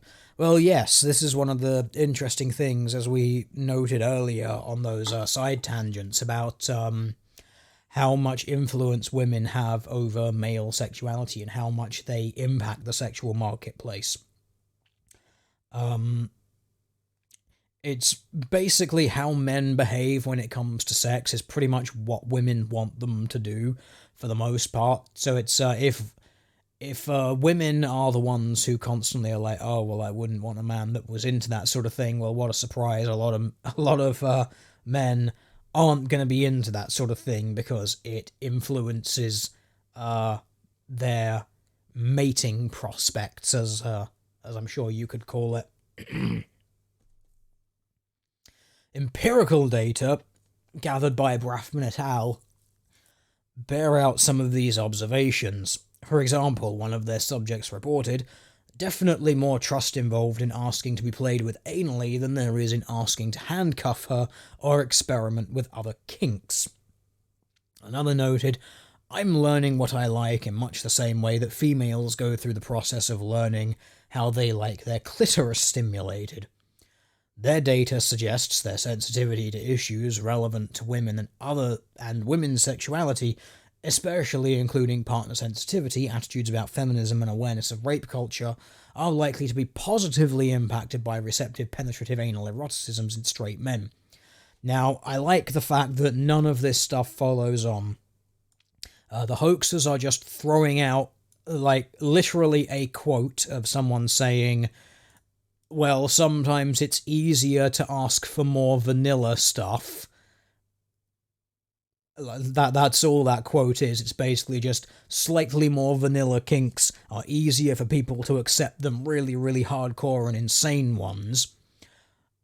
And apparently that is proof that men who enjoy the penetrative anal sex with all of the sex toys are apparently more aware of feminism and rape culture.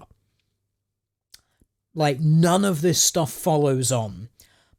But it's just so telling that, again, the people who peer-reviewed and accepted this article didn't pick up on this. Like, these quotes, this conclusion in no way follows on from these quotes at all. But it's fascinating that they would still accept that because, well, of course it does.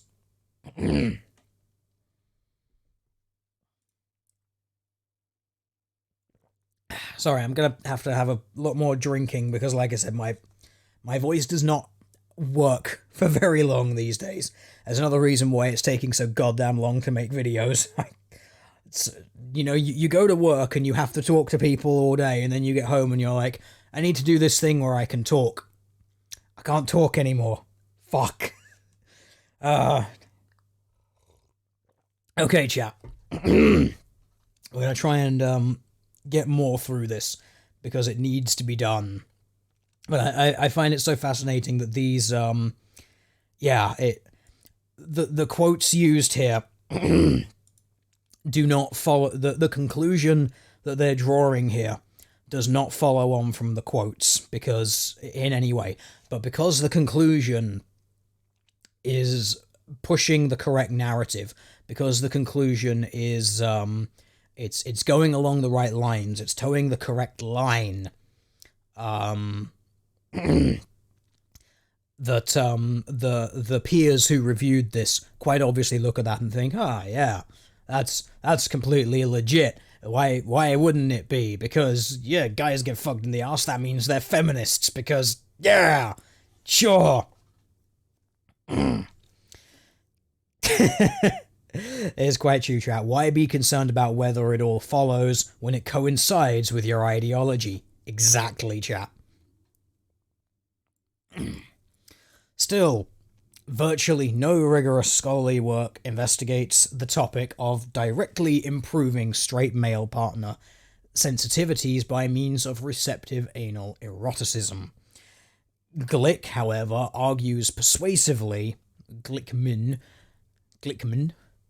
however, argue persuasively that the practice of pegging can lead to remarkable increases in partner sensitivity for receptive males. They articulate that when engaging with receptive penetrative anal eroticism, many men experience the same variety of emotions as women, and learning to deal with them works a lot better than pretending they don't happen. The same emotions as women? Okay, so you take something up the arse and suddenly you're like, oh, I'm going to be a passive-aggressive bitch to all of my friends because one of them was wearing the same trousers that I was wearing. Yeah, I don't think that's quite how it works. I don't necessarily think it's to do with the same emotions as women feel. I think it's more to do with this similar physical sensations. According to chat, Glickman sounds like a strap-on brand. Are you gonna get out the old Glickman? Give them a little bit of the glicking for the man. So your mood, your emotions, and your physical sensations in that moment can have dramatic impacts on the quality of the sexual experience. Experiences of these kinds are common for those familiar with receptive sex roles, including women and men who are not straight, but they are less common within straight men, for whom the anus is typically homohysterically taboo. I love how they're just going in and it's just like straight on, no, you don't like it up there, it's because you're homohysterical, that's what's wrong with you, you're being hysterical about it. No, I don't think it's a homohysterical thing to not like something crammed up your exit. Like, it's an exit, not an entrance. I don't think that makes you homohysterical. In these ways, at a minimum, receptive penetrative anal eroticism in straight men may be hypothesized to facilitate greater partner sensitivity. This is one of the reasons why I like these hoaxers. They've basically said here that it may facilitate greater sexual partner sensitivity basically by the use of one quote from someone who's like one person talked about, oh, it maybe gives me a similar variety of emotions that women feel, and as a result of that, the people who are hoaxing this have basically just said, yeah, we could totally hypothesize that as a result of this, men might be more likely to empathize with women because of that one quote that one time. This is the same goddamn thing that fucking what was it? The wider men's rights activists have feelings papers did.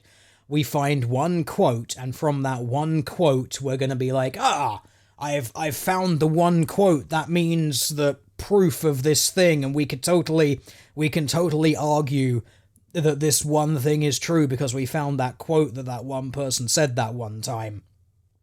So, oh, great, thanks. You got the quote, that means we can now publish an entire paper of pseudoscience and nonsense about that one quote. But I like how they just say that it's, we could potentially hypothesize that this is the case. So I like it. They've done what they did earlier, where it's kind of like, we could do this, you could maybe make the case. Like, they're not actually solidly making it. It's almost like they're trying to almost like they're trying to tip off the people reading the paper that what they're writing is a bunch of complete and utter woo and pseudoscience. It's like they're sprinkling the little nuggets of truth in here, like, please don't take this seriously, it's absolute nonsense. But the people who did the review on this, and the editor at the desk of the thing, quite clearly, they didn't pick up on all of these things, which is rather hilarious to me. These issues immediately tip into the broader realm of straight male attitudes about feminism and rape culture, and much has been written on the intersection of these variables with straight male sexuality. Here, a thorough rehashing of that literature is omitted, though it bears mentioning that Baker investigates the role empathy plays in connecting masculinity and attitudes about rape culture. So I like that. I like what they're doing here. The rehash of this literature, in other words, us actually putting in the literature review that would be necessary to make this paper actually somewhat vaguely academic. We could do that, but we're not going to. We're going to admit that rehash. I love it. Again, this should be a warning bell for the people who reviewed this paper, but again, they didn't pick up on it because of course they didn't, because that would have required them to pay attention and would have required them to actually hold this paper to some degree of academic standard, which, as we all well know, feminist academics and the social justice academics are incapable of doing because they don't have standards. So Baker investigates the role empathy plays in connecting masculinity and attitudes about rape culture.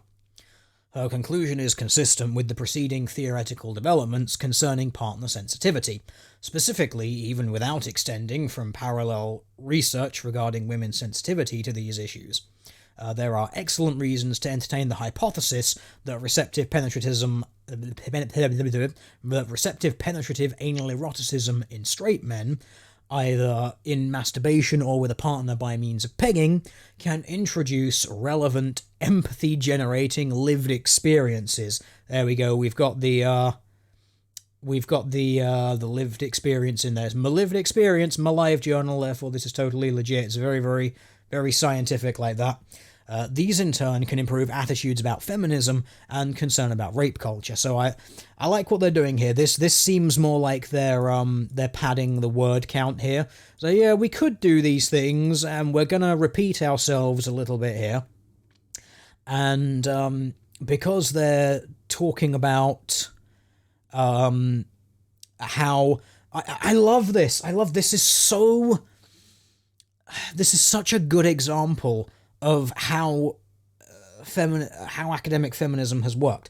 I don't want to repeat what I said at the start of this thing regarding the MRA having feelings paper, and how so much of that paper was basically just one guy said men get fucked, and therefore this entire pseudo-philosophical, pseudo-psychological waffle about how MRAs just need to learn to enjoy anal sex and stop trying to grow their metaphorical penis and all of that sort of stuff. I love how they've done the same thing here. It's like, we've got this one quote here about how some guy said something about emotions that women feel and how I might maybe feel the same thing or something similar, and how they've basically just said, boom, that's it, proved, absolutely. We're not going to do the literature review, we're not going to rehash that, but because we've got one quote of some guy somewhere saying, well, maybe you have some similar feelings to a woman, boom, that's it. Rape culture and feminism proven because you feel like a woman. And as we all know, feminism is a synonym for woman. They mean the same thing. And therefore, if you feel more like a woman, that means you're empathizing with feminism, because of course you do, because we have one single quote here, because that's how it works, right? This is how it all happens. So it's very interesting. This is a hoax paper, and yet they've basically inadvertently, or maybe it wasn't inadvertent, maybe they did read that MRA anal sect paper and they realized that, oh, you can actually create an entire paper off of one quote, and so they were like, well, we've got a quote, therefore we're right. Case proven. Everything's closed. It's done. We did it. Pool's closed, guys. It's got mega raids in it because we've got this one fucking quote. That's it. It's great. So maybe this was part of the parody. They got one quote and that was it. That's all they needed. So let's continue ever so swiftly onwards and try to get through a little bit more of this. I don't think we're even quite halfway, and we've been going for too goddamn long, frankly. I only say that because of copious amounts of throat pain, but we're going to ignore it and we're going to try and power through as much as we can, chat. I'm doing it for you, chat. The things I do for you. Let's go. So, core among the myriad concerns raised by the collisions of straight male sexuality with straight male anal sexual paranoia are trans hysteria and transphobia, and these linger even in inclusive masculinities. One of the clearest links between straight male transphobia hysteria and homophobia and homohysteria was developed by Nagoshi et al., who performed a detailed study linking transphobia and homophobia across multiple demographics. They found that these are indeed linked, especially in straight men. Building on Lombardi et al., who documented that more than half of trans individuals experience pervasive discrimination, prejudice, harassment, or violence, this clearly represents a deeply problematic trend that is co-constituented with straight male sexuality. Straight male transphobia, even limited to the common unwillingness in straight men to date or even have sex with trans women. Oh, here we go. You can't, if you're not dating traps, that's because you're being toxic. Remember, guys, if she's got a feminine penis, it's not gay. That's how it works. Is therefore a serious problem that results in exclusionary and potentially even violent behaviours against trans people. Now, this is a very important thing that that we've actually seen coming up in the trans community on the internet. We had that that faggot Riley Dennis, and I'm quite happy to call him a faggot because he claims that he's a woman who has a penis, who has a girlfriend. No, you're not a woman. You're a guy with straight hair who only fucks women because you're a guy, because you're a straight guy with long hair. That doesn't mean you're a woman. You're not trans. You're just a straight guy who's a bit feminine and are only attracted to women because you're straight. But he's trying to get in on the victim box. He needs to be trans so that he can be a victim, so he can get that social justice cachet. It's all very important. But the position that we've seen people like that taking over the past however many years now is that if you're a straight man and you say point blank, I will not date a trans person, that is either a man who has declared that they are a woman, whether or not they've had the relevant sexual reassignment surgery or not, but they've basically just declared that if you do that, that means that you are being transphobic, because, you know, they identify as a woman, therefore you should treat them as a woman, even if they happen to look like Macho Man Randy Savage, still a woman. Doesn't matter that they're, 6 foot tall, fucking built like a brick shithouse, still a woman, and you should treat them like a woman, and if you're a man, then if you refuse to date them, and even refuse not only to stick your dick inside them, but if you refuse to have their dick stuck inside of you, that's because you're a transphobe and you're a bigot and you're a terrible person. Which, of course, again, ignores the fact that no, straight guys don't like fucking things with dicks. Like, that's how that works. And to answer the inevitable question in chat, yes, traps absolutely are gay, and if you are a straight man sticking your dick inside a trap, you're gay. Probably not entirely gay, but you're definitely a little bit bisexual. And again, there's no judgment in any of these statements, just a statement of fact. But this is the nonsense that they try to pull. So it's quite interesting that we've got the hoax here, the parody, which is inadvertently parodying, or inadvertently echoing, I suppose I should say, the actual positions that we're seeing from the feminists and the social justice minded people. And again, I just want to put out to people in the chat here, you don't have to tolerate this shit. Be completely open about the fact that you don't want to stick your dick inside trans people. Doesn't matter if they call you transphobic. It's fine. Be a transphobe then. There's nothing wrong with that. You are sexually attracted to who you are sexually attracted to. That's their problem, not yours. Okay? If you don't want to fuck them and they want to fuck you, that's their problem. They can fucking deal with it. They can fucking live with that. Okay? That's just how it goes. You do not have to alter your sexual preferences to suit them. As the social justice people and the feminist people always like to point out, you're not entitled to have sex with people. You're not entitled to have sex with people. That means you are not entitled to having sex or the sexual interest of straight men who don't want to stick their dicks in you or don't want to have you stick their dicks in them. You are not entitled to that. Stop trying to call people transphobes and stop trying to blame them and label them with these negative connotation words just because you feel entitled to their sex. You don't get that. If you want to have that rule has to be there for everyone. You are not a transphobe if you don't want to have sex with trans people. Simple as that. But that's a bit of a that's again a little bit of a tangent. It was only a small tangent this time, chat. It's just it was a little tangent. I'm giving you tiny tangents, chat. It's just the tip. It's just the tip of the tangent, chat. I hope you liked it. Who knows? Maybe if you take just the tip, maybe then you'll take the whole thing later. You see, chat? It can be a learning experience. It's very important for you, chat. You need to learn to take things, chat. You need to learn to take it. If that means you take just the tip at the time, that's fine. That's fine. I can give you the tip of the argument, and then I'll give you the tip of another argument, and then the tip of another one later on, and then before you know it, you'll just be on your knees wanting the whole goddamn thing. But there you go, chat. We shall move ourselves on. Someone in chat has said that footers are 300% straight. Well, I mean, footers are technically both, and if that means they're sexually attracted to each other, because presumably that's how sexual reproduction would work if you basically had a hermaphroditic species, then it would actually be completely straight. Because you'd have a hermaphroditic species in which there basically wouldn't be male or female, therefore them fucking each other would actually be straight. It would be completely normal.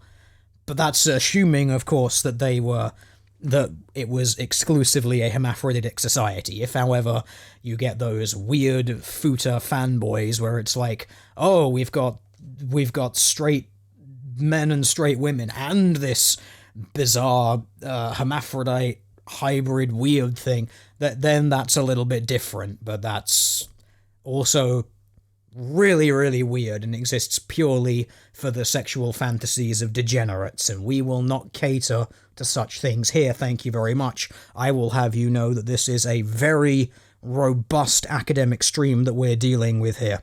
We will have none of your perversions and degeneracy here, thank you very much. Moving ever so swiftly on, chat. Ultimately, there are few, if any, non-transphobic hysteric reasons for straight men to exclude trans women from their dating and sexual interests, apart from the fact that if you're a straight guy, you don't like the dick. I mean, I would have thought that would be a very good reason. But this is good, because this is mirroring one of those feminist arguments, one of those robust feminist arguments that I've heard so much about. So this is good. We're getting the robust feminist arguments in there, in this hoax paper, which is inadvertently actually parroting legit feminist positions, even though they are fucking insane. Teal Deer, is this a family stream? Does this sound like a family stream with... I mean, we're talking about straight guys being buggered in the arse. We've talked about... The dick girls, we've talked about the futanari, we've confirmed that traps are gay, and other than that, we've talked about the sexual market value. I mean, I would say that would be family friendly. I can't see anything not family friendly about this. I can't see, I can't possibly see how this stream could be instantly demonetized or taken down off of YouTube for promoting sexual terrorism or whatever nonsense it is that they want to try and pin on me. I mean, we already know this is going to get done for hate speech because I confirmed that traps are gay. I mean, that's basically like that's just it's on the same level as the Holocaust if you say that sort of thing. So, but yeah, I would say that this is good, clean, moral Christian fun that we're having on this stream right now. I would totally let a room full of 5-year-olds listen to this conversation. The sad thing is, under the current education system that we seem to be getting, what with the fact that we're actually giving sexual education to 5-year-olds, a video like this talking about these topics is probably going to be mandatory for most 5-year-olds to watch in a not-too-distant dystopian future. Still, the most common fixates upon the trans woman's genitals, especially that she has a penis. I love this. There are few, if any, non-transphobic reasons. So remember, if you don't like your women to have penises, chat, it's because you're a transphobe. You need to stop being so phobic. Just learn to take the entirety of the feminine penis. It's good for you. It's very progressive. That's how it works, chat. Indeed, the trans woman's penis, when she has one, is the specific site for much straight male trans hysteric anxiety, as though hegemonic masculinity demands straight men form partnerships only with vaginas, not with women, even though women have vaginas, and that's why men are attracted to women. It's part of the reason anyway. It's actually part of the reason that, there was that, what was the legal term? So-called trans panic that people are talking about, like, oh, it's totally a crime and you shouldn't be allowed to do that.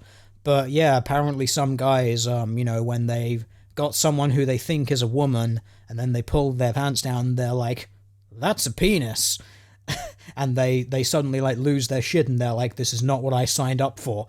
And then we've got feminists and social justice warriors trying to say that makes the man a terrible person. It's no.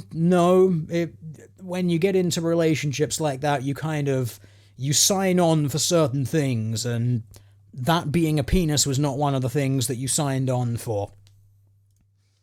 Ultimately, this concern for the trans hysteric male includes the performance of sex acts deemed demasculinizing only because they involve another penis, even when the penis is part of a woman's body. There we go, chat.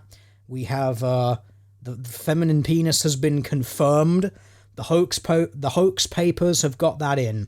The hoaxers of the feminist social justice thing, they have confirmed the feminine penis. Well done, hoax mongers. I commend you for this. Among these sexual acts of unavoidable concern is the trans-hysteric straight male is the potential threat of receptive anal eroticism from his trans partner if she desires to penetrate him. Oh, here we go. It's getting hot in here now, chat. We're going to talk about the importances of you learning to be penetrated by the feminine penis and how that's totally not gay, even though a trans woman, that is a man who thinks he is a woman, is literally still a man. Literally genetically still a man, but it's totally not gay for two men to have sex, chat. It's very important. See, we've got to get that out there. So, in this way, transhysteria presents a significant difference from homohysteria. The latter is a paranoia about the self, while the former is about the other. Thus, straight male concerns related to receptive, penetrative anal eroticism may directly contribute to the problem of straight male transphobia. This suggests that reducing anxiety about receptive, penetrative anal eroticism among straight males may ameliorate transphobia in the same way. In other words, if you're a straight guy, you better learn to enjoy that feminine penis in your ass, otherwise you're a bigot. It's great. Again, this is the parody. This hoax paper has either by intent or by accident of thinking about the most insane and stupid things that they could, they have accidentally or, like I said, deliberately parroted an actual feminist talking point that we're dealing with here. Sorry, I have a cat shouting at me. I'm going to have to go and open the door. She's getting very annoyed. I shall return momentarily, chat.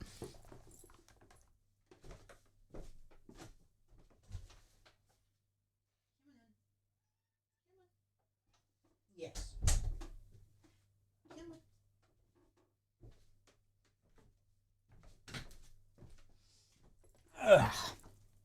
Alright. Good news, chat. We're joined by a cat. It's very important. Because cats are fine too, after all. What do you want? Huh? Or do you just want to make noise for the sake of making noise? Huh? Okay. Cat pegging going on now. No, nothing like that. But remember, cat, remember, chat, you've got to accept the cat, because if you don't accept the cat, then you're a bigot, because that's how it works. Alright. The thing is, she's going to stop meowing, because she's in here now, so you're probably not going to hear anything.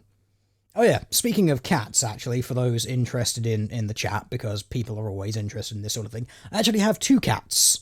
I have 2 of them now. There was another one who came by. His name is Brunel, because of course it is, so we call him Brew. He came about because his owner, who lived a very, very long way away, like halfway across the country.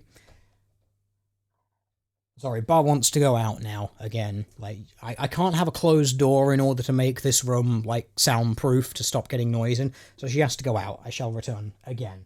Come on then. Come on, I'll open the door for you so you can go outside and shout at the door.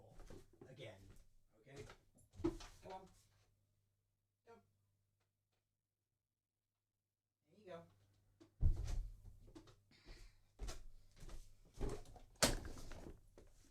Yeah, she just doesn't like this door being closed. Anyway, yes, there is a second cat now that you can talk to, or talk about. Yeah, he came about because his owner, who lived halfway across the country, had really, really bad epilepsy and basically couldn't take care of him anymore.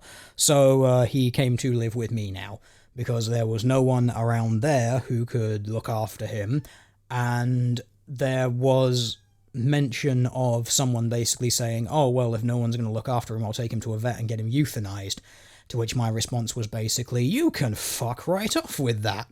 You're not going to have a cat euthanized just because there's no one around to take care of him. I don't care that he's 15 years old, and by the way he urinates, probably has fucked up kidneys. I am not going to see you kill an otherwise healthy cat just because he's 15 years old. You know if he goes into a shelter, because he's 15 and probably has kidney problems, that he won't get adopted out, and then he will live there and he will die there in basically a 4x6 cage, and that's not a way to live. So, no, he's going to come and live with me now. So he has. So now there are 2 cats, because why not? Obviously, Bubba wasn't best pleased about it, but she got over it. There was a little bit of staring, a little bit of hissing, but she never tried to hit him. He never tried to hit her. He actually chirped at her. He thinks that she is amazing. He thinks she's the best thing in the world. Like, every time she meows, she has to come and look at her. Every time, because she's got the bell around her collar, he has to come and look whenever he hears her running around or doing anything like that. Like, he loves her. He thinks she's great. Like, he would do this little chirpy thing and walk at her, and she'd, hiss and then run away from him. So she wasn't impressed, but he likes her. She's now got used to it. They'll be in the same room. They'll both settle and lay down in the same room as each other. So there is a peace. Like, she doesn't like him getting within about a foot of her, like 1 or 2 feet. That's kind of her exclusion zone. But other than that, they're fine. So it's great. Yeah. So there we go. I saved a 15-year-old cat probably with kidney problems from being euthanized for no fucking reason whatsoever. Because, yeah, he's an indoor cat. He's 15 years old. He could live for another 5 years. I don't think he will. I think he's got maybe another 1 or 2, maybe 3. I don't see him getting to 20, though. But yeah, there you go. For the people in the chat who like to keep count of these sorts of things, cats, there you go. I can officially be called a crazy cat lady because I have more than one of them. All of my animals are rescue animals like this. I never plan to have animals, I just get them. For some reason. Because people are like, oh, this animal's in trouble, and I'm just like, oh, I'll deal with it, because why not? Just, why not? I like animals. I don't like seeing them suffer for no reason, so I fix it. Anyway, let's move ever so swiftly onwards and talk about the feminine penis again, because that's really, really important. So, Brenthman did point out, however, that while these are suggestive signs, there also may be limitations to this avenue of transformative politics.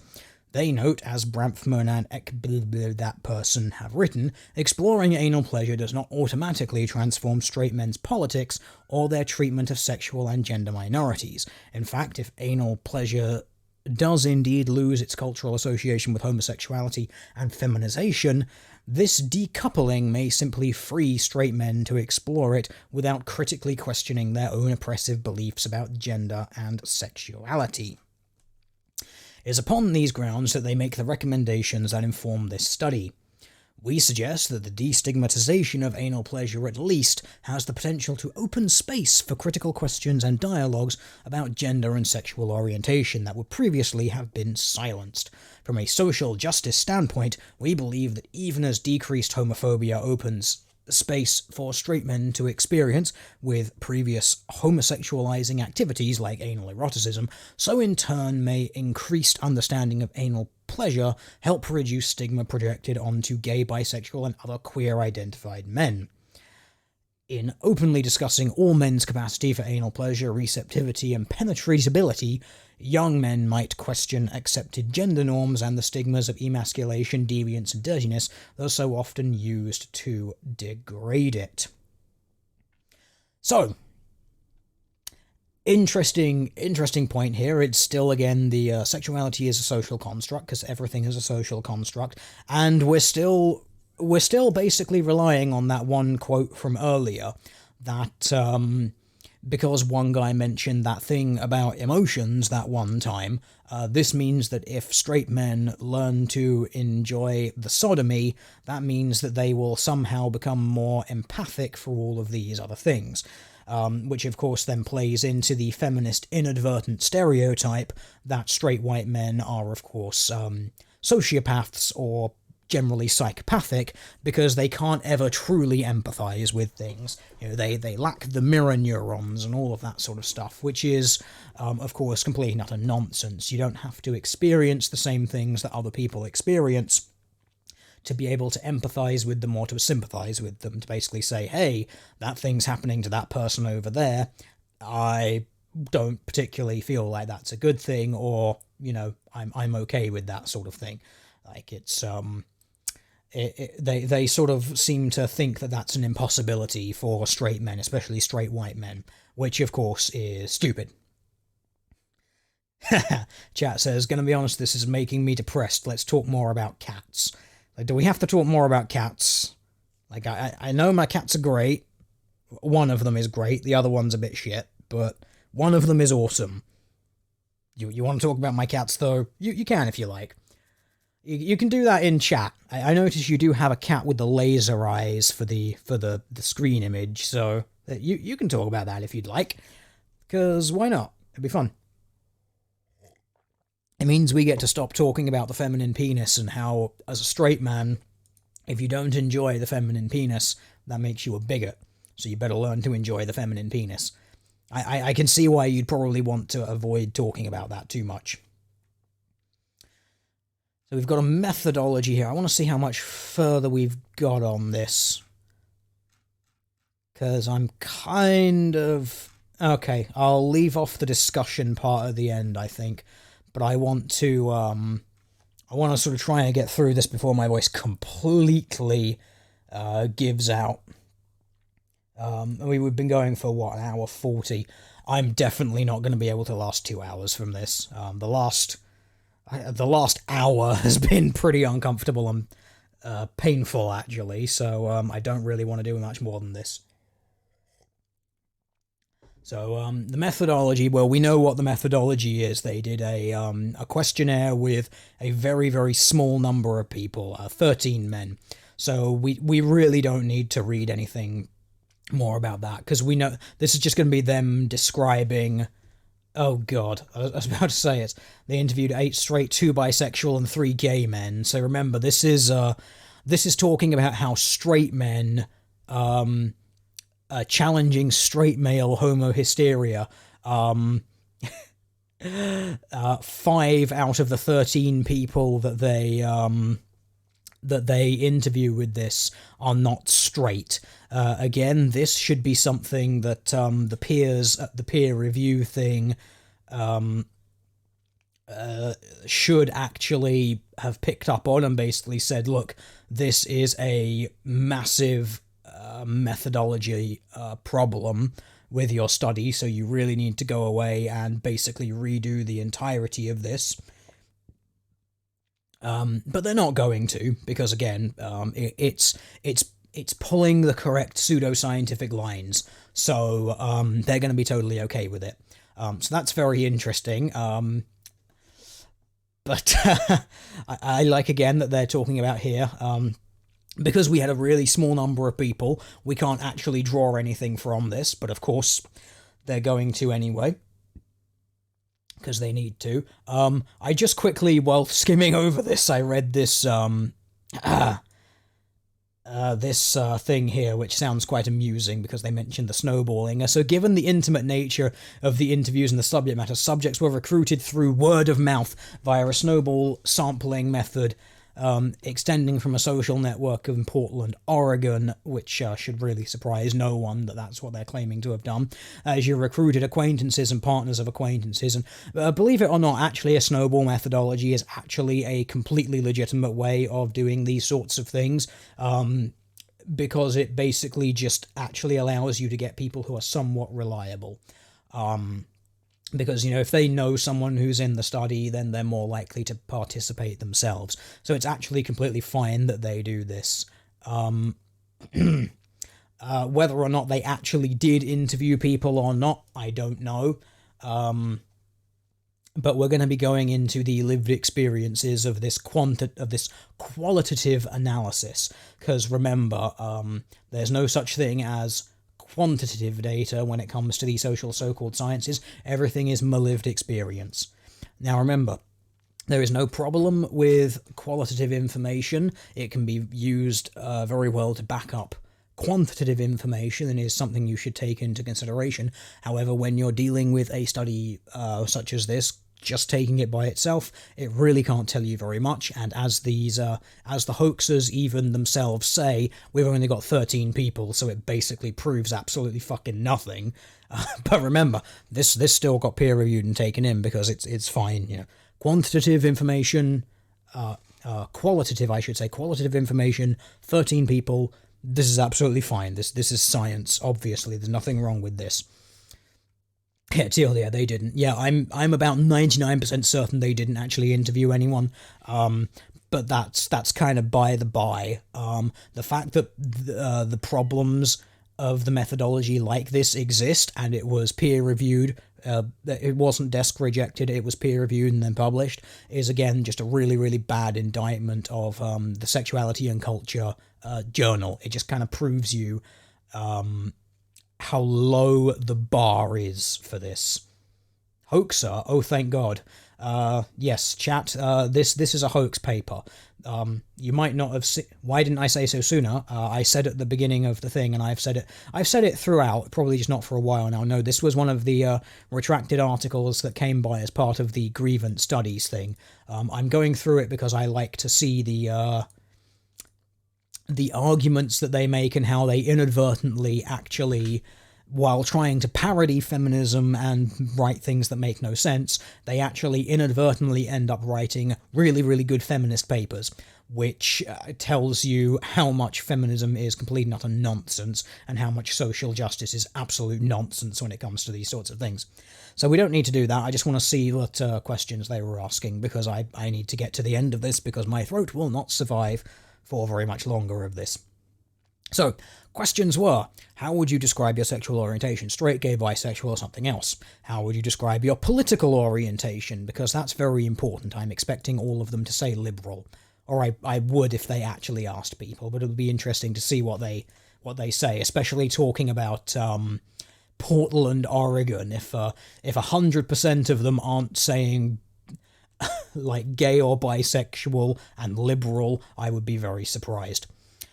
How do you feel about sex toys as part of masturbation, sex, or sexual play? Do you feel that certain sex toys are suited to particular genders, e.g. are dildos toys for women? Which are, and how do you tell? Again, that one seems very obvious. It's how you'd answer that. It's they are generally designed for genitals, and therefore they are genital specific by dint of their design. 5. Have you ever used a penetrative sex toy on yourself in masturbation or sexual play? Have you ever had one used on you by a partner during sexual play? Is this a regular part of sexual play, and do you like it? 6. Do you feel if a man inserts a dildo into his own anus or has one used on him as such by a partner, e.g. pegging it, robs him of or otherwise damages his masculinity? Does it enhance his masculinity, or is it unrelated to masculinity? 7. Do you feel like there are gendered roles in sex, i.e. male and female roles? Yeah, there pretty much are, because that's how sex works. To the degree that it is applicable, do you feel like you take on a more male roles or more female roles? 8. Would you describe yourself as masculine, and in what ways? 9. Do you think rape culture is a significant problem in society today? Something completely unrelated, which the people who were peer reviewing this should absolutely have looked at that question and said, this has absolutely nothing whatsoever to do with what you're talking about. But of course they didn't, because it's towing the correct line. 10. Should we believe victims of sexual assault, especially rape? Again, completely unrelated. But it toes the correct line, so it was accepted. 11. Do you think your partners would describe you as a sensitive guy? Would you describe yourself this way? 12. Are you a feminist? How do you feel about feminism? Again, talking about Oregon, I'm amazed it's not yes and yes. 13. Would you describe yourself as homophobic? Would you describe, or would others describe you as homophobic? 14. Would you date and or have sex with a trans woman? Would it matter to you or your sexual satisfaction if she has a penis? Would you say this is consistent with being straight and masculine? And 15. Would your willingness to date and or have sex with a trans woman, especially one with a penis, increase if you were more comfortable with receptive, penetrative anal eroticism? Okay, chat, I'm going to momentarily leave you there for a minute. I must go and quickly refreshen my beverage, and probably go and see what the cat is shouting about, because she's still shouting. It's probably food time. So I shall return in maybe a couple of minutes. It'll give me a chance to rest my voice a little bit, and then we'll look at the responses, and we shall wind things down. Let's see if I can give you a piece of... Actually, no, I don't want to give you a piece of music, because if I open that program, it will mess with my recording software, because that's the bug that happens. So I shall return momentarily, chat. Feel free to chat amongst yourselves for 2 or 3 minutes. Alright, I shall see you momentarily.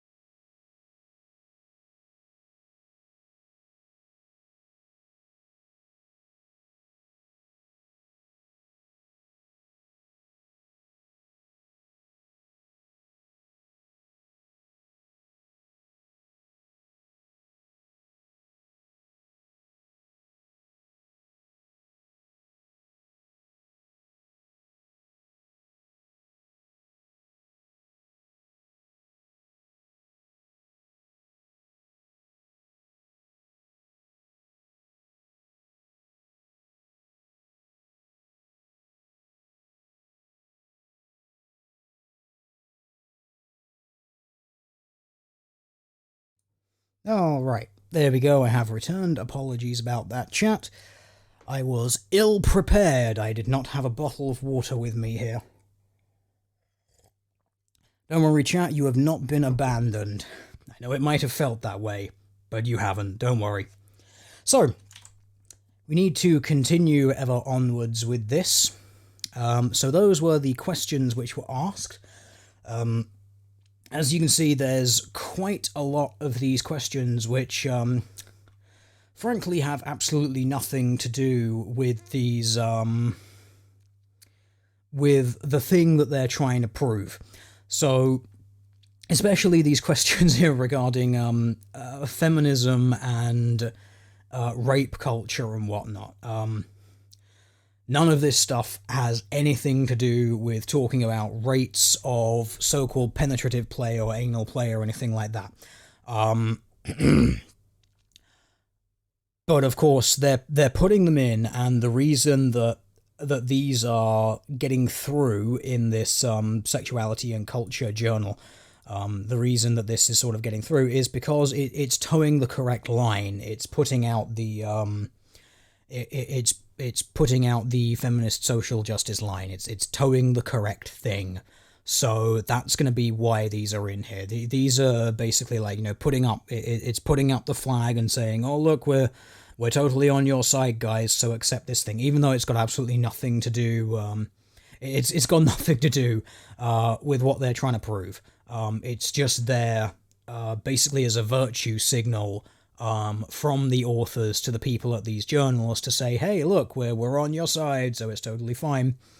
So it's good that they've put them in there, but these things should be big red flags from anyone, from the editors at this journal. This should have been a big red flag when they read it. It should have been big red flags to the peers, but as we've said, because these things are, for lack of a better term, complete and utter nonsense and pseudoscience, doesn't matter to them. They're not actually reading this paper to try and correct it or anything like that.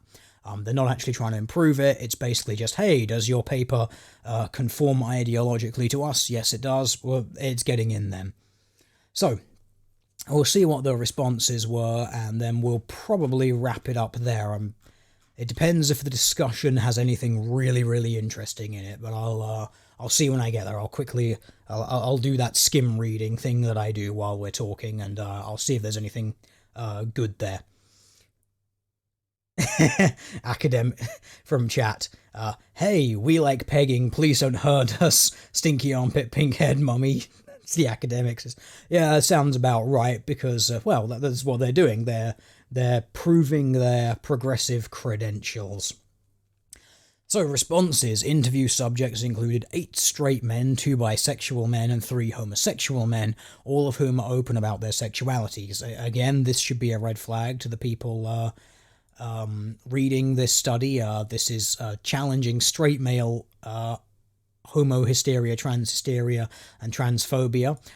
So, of course, you've got to interview homosexual men and bisexual men, because that makes perfect sense. Anyway, no subjects reported an orientation outside of these 3 categories. Subjects' ages ranged from 27 to 54 among the straight men. All of this stuff, they described themselves as being in stable long-term relationships. 2 of them were so-called dating and 1 was single. Both bisexual men were in long-term, lightly polyamorous relationships. What a surprise. 1 gay man was in a long-term relationship while the other 2 were single. All of this is pretty just standard stuff that you would need to put in a paper, basically. You'd need to have that sort of stuff in there.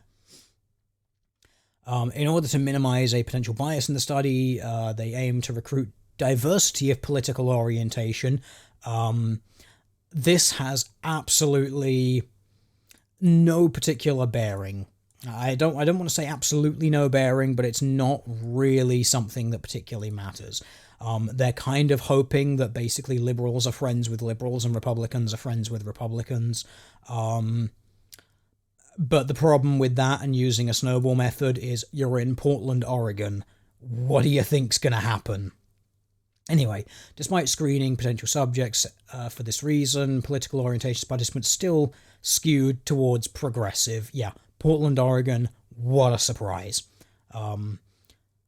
Only 4 of them described themselves as something other than liberal or progressive.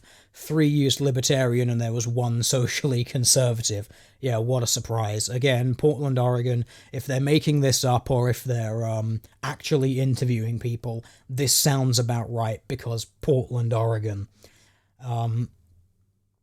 The last subject gave the briefest interview, the briefest answer of all 13 questions of note. Invited 6 socially conservative men, 5 declined, stating they, in the words of one, didn't want to be part of some stupid liberal study about putting stuff up your butt.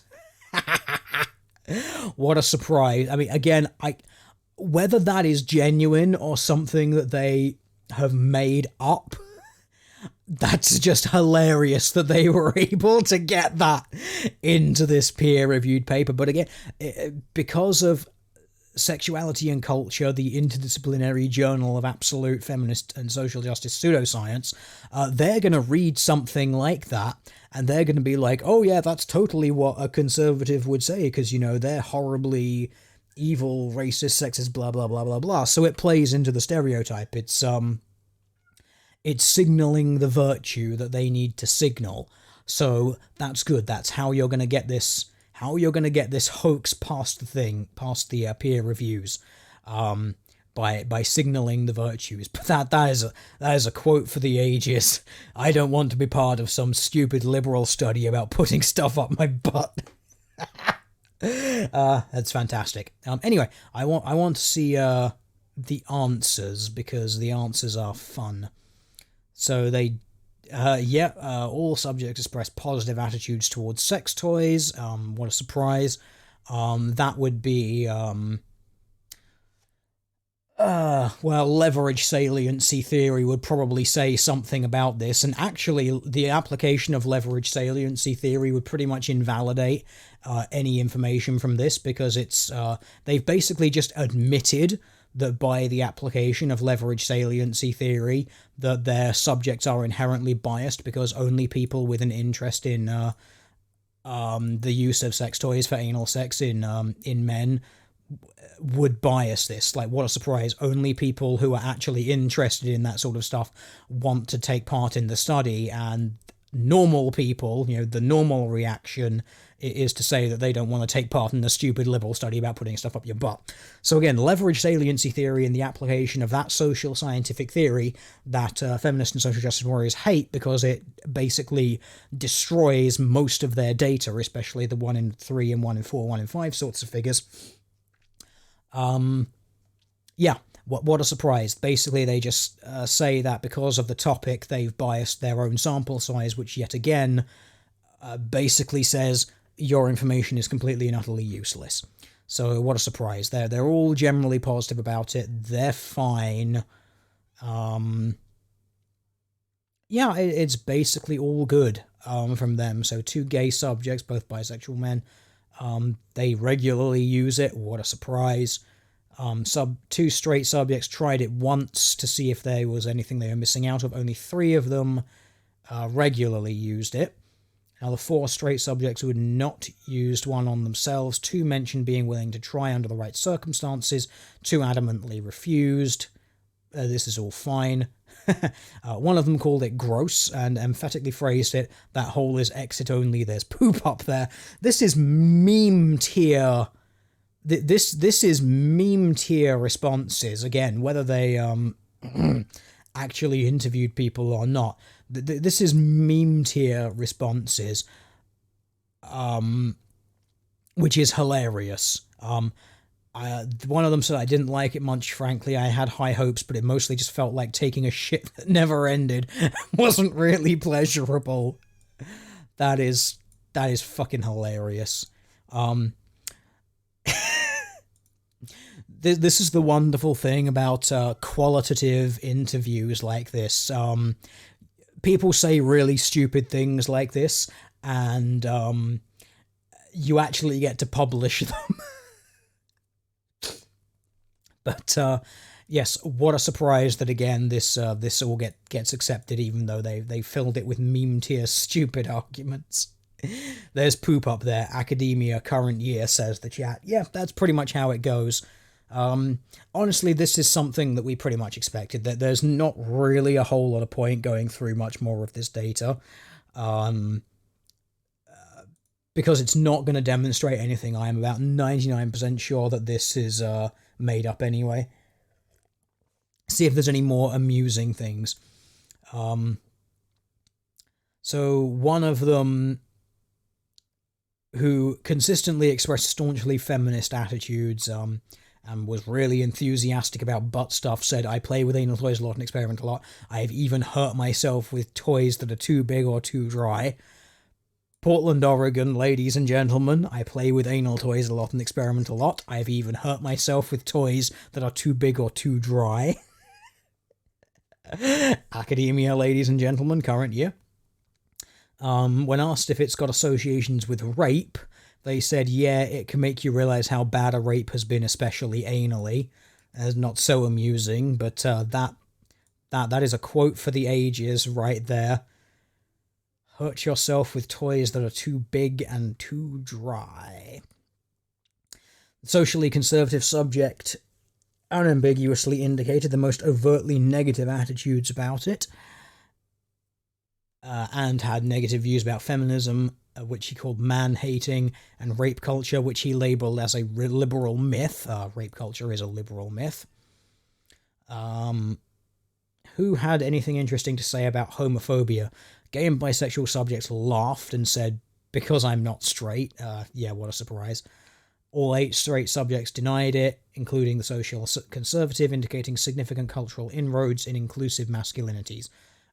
Because Portland, Oregon, what a surprise. Again, whether or not they're actually legitimately asking these people things or not. Is there anything more interesting? Discussion of trans women. Here we go, chat. We're going to talk about the feminine penises, because that's very important. That's peak academia in the current year. Whether they were willing to date or have sex with trans women. Upon specifying they were trans women, one of the subject remarks, "Of course, that would be requirement." Neither bisexual subject expressed hesitance about it. One would slightly prefer if she has one. Yes, because Portland, Oregon. The social conservative not only refused under any circumstances, but closed the topic on conversation after responding transphobically that trans women are not women and suffer from mental illness.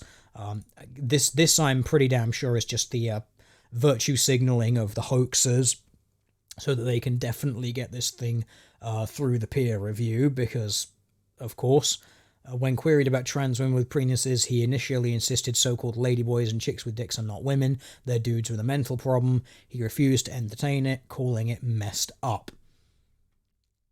Yep, that's great. So what was the other one? And indicated no particular preference, saying they were up for anything as long as it's fun. Both gay subjects were unwilling to date or have sex with trans women, indicating their sexuality as the reason. In the words of Subject 11, why would I? She's a woman and I'm a gay man. Even though, of course, that is the woman with the feminine penis. So the feminine penis is not for the gay men, apparently. Again, whether or not these interviews are actual interviews or whether they are made up, difficult to say one way or another. But the answers are quite amusing one way or the other. One person would consider it depending on the woman, and another one says a penis is non-negotiable for me. It's an absolute deal breaker. No matter how nice, no matter how attractive, no matter what, just no. Oh man, if they were able to slip in there, no matter how nice, no matter how attractive, no matter how feminine, I would laugh so hard if they were able to pull that off. I think they missed a chance. They missed a chance for some absolute full-on academic memery there. I'm a little disappointed in our glorious hoaxers for this. Someone in chat says, alas, it seems unlikely that Senpai Teal'Deer will notice me today, so I think I'll have to call it an afternoon. How do you feel now, chat? You've been noticed. Does that mean you're going to stay? You're going to stay for the rest of the stream? Yeah? Yeah, maybe, no, yes, nah, who knows. But I think we're pretty much done here because let's be honest, we're not going to learn anything else from this. Um, the discussion is basically just going to. I'm just quickly skimming it. It looks like it's basically repeating what has been said throughout the entirety of the thing. Um, yeah, they're basically just concluding what the answers from the questions were in a slightly more long-winded way because that's what you have to do. In conclusion, a qualitative study suggests that men who report greater sexual comfort with receptive penetrative anal eroticism also report less transphobia, less obedience to masculine and gender norms, greater sexual partner sensitivity, and potentially greater awareness about rape. Um, which is interesting that they don't specify that this was straight men here, because of course their data is not actually that on board with what they were talking about there. Um, but that seems to be pretty much part of the trick of this paper. That a lot of the data that they actually gathered doesn't support a lot of their conclusions, but because it toes the line, the people, the pseudo scientists at Sexuality and Culture accepted the hoax because it's towing the right line, even though it's drawing conclusions that do not logically follow from the information that they've got. Particularly unwillingness to engage in receptive penetrative anal eroticism seems to arise most commonly alongside masculinity features such as heteronormativity. Da da da da da. Yeah, well, we know that from your one person, which again is your sample size of one, which is not enough. It seems to mark a penis-centered limitation to inclusive masculinity and may represent an inherent tension between hegemonic and inclusive masculinity that may relate to political orientation. Except, of course, they didn't really prove that because their sample size is too small. Again, conclusion doesn't follow from the data. They well know it, but of course, it's putting out it's signaling the right virtues. So I can see why it would happen. Particularly from this data, transphobia and transhysteria in straight men exhibit such a close thematic relationship to receptivity to penetrative anal eroticism. This intentional anal penetration in safe environments may remediate them. In other words, straight guys, you better learn to enjoy the dick in the arse because you'll be a better person as a result of it. Wow, that paper was absolute cancer. I'm glad we read it. Holy crap, that was awful. So remember, chat, that was a hoax from the hallowed halls of academia. It signalled all of the correct virtues that the left likes, or that the feminists and whatnot like that enjoy. So as a result of that, it was, of course, basically accepted because it signalled all of the correct virtues. And that's pretty much all that they care about, frankly. They're not that interested in the actual data because, as I said, that paper had data and drew conclusions from the data, which simply put did not actually have anything to do with the data.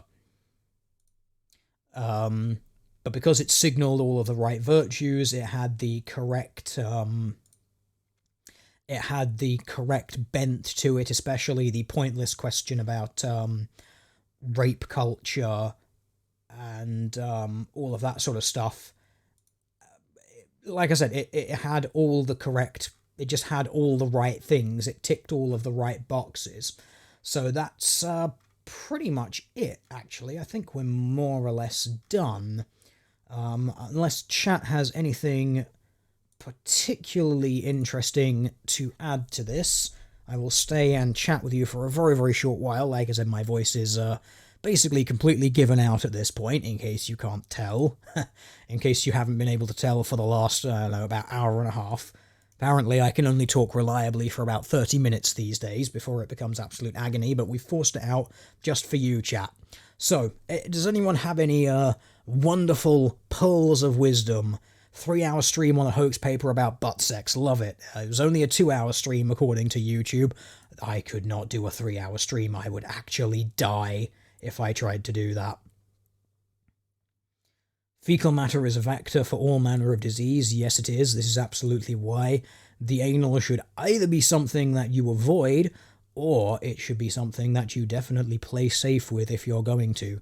Do I read super chats? Rarely. There is supposedly actually a tab somewhere where you can view them, but I have no idea where that is. I'm seeing if I can find it.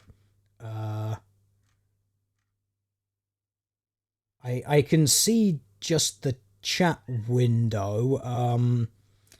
I don't know if there's a way to actually... There is supposed to be a way that's like, oh, here's basically a tab of all of the super chats, but I don't know where that... I know where it is on the live stream page if you just, like, live stream now, but I don't actually know where it is if you, like, pre-do it. Oh, hang on, that's really weird. I've opened the live stream page on a different tab and it says it's been 2 hours 56 minutes. The other one says it's 2 hours 4 minutes. I think YouTube lied to me. I don't trust YouTube and its timekeeping abilities. It's telling me that the same live stream is 52 minutes apart. I don't know who to believe, chat. I don't know. So, yeah, there we go. Are there any other interesting, amazing questions from the chat? Am I familiar with the Weeb Wars? I am not familiar with the Weeb Wars. If we're talking about the Star Wars, then I am very familiar with it, and my god, it looks like absolute cancer, and I don't care because Rian Johnson murdered my interest in that series after J.J. Abrams took a shovel to it. So, frankly, I just don't care. That's assuming that's what you're talking about. I don't actually know. There is a super chat of $50 with a rose. Thank you very much for the rose and the $50. But yeah, there we go. It has been 2 hours 56 minutes. Why does YouTube tell me it's only been 2 hours 5 minutes? I think YouTube is lying to me, chat. I don't trust it. I do not trust YouTube, chat. Anyway, I don't know where the feature would be to see the other super chats, unless you have to like copy paste them somewhere. So, apologies to those people who do the super duper special things and hope to get noticed. Sometimes I notice them when I'm streaming, most of the time I don't, because it's just out of my vision on the other side of a monitor that's too damn far away. So I think that's pretty much everything. Someone's asking if I'd join EFAP. Yeah, I probably would, but I don't think I'd be any good on that, because I'd die. There's no way I could do like a 7 or 8 hour long live stream. I would actually die trying to do that. I could not talk for that long, and I need to eat, so I don't think a 7 or 8 hour stream is something that I could actually do. Anyway, chat, I am about to completely lose my voice, because that's how it works. You started feeling the voice at 100 minutes plus. It felt a lot sooner. I think it might just be that it I think maybe it was more noticeable from 100 minutes. I feel it very quickly these days. Anyway, I am done, chat, and I believe we are done here. What's with Bunny Blackwell? Have you had contact with her? I tried to message her about actually doing this paper. There was no response. My only conclusion that logically follows from this is that she is obviously dead. Because that's how the internet works. If you don't hear from someone within about 48 hours, that means they're dead. That's how the internet works, right? Something like that, maybe, so I've heard. Anyway, just take amphetamines. I do not think so, chat. Anyway, I am done, this paper is done, we are all done. Hopefully you've enjoyed it and you feel enlightened about the academic feminine penises and how they are really important. This was a look at the grievance studies hoax papers in academia that have turned academic feminism and academic social justice into even more of a laughingstock than we already knew they were. So, chat, thank you very much for joining me, and I will see you in presumably 7 months when I next live stream, because I have a really reliable schedule like that. Alright, see you all when I see you. Fare thee well, chat.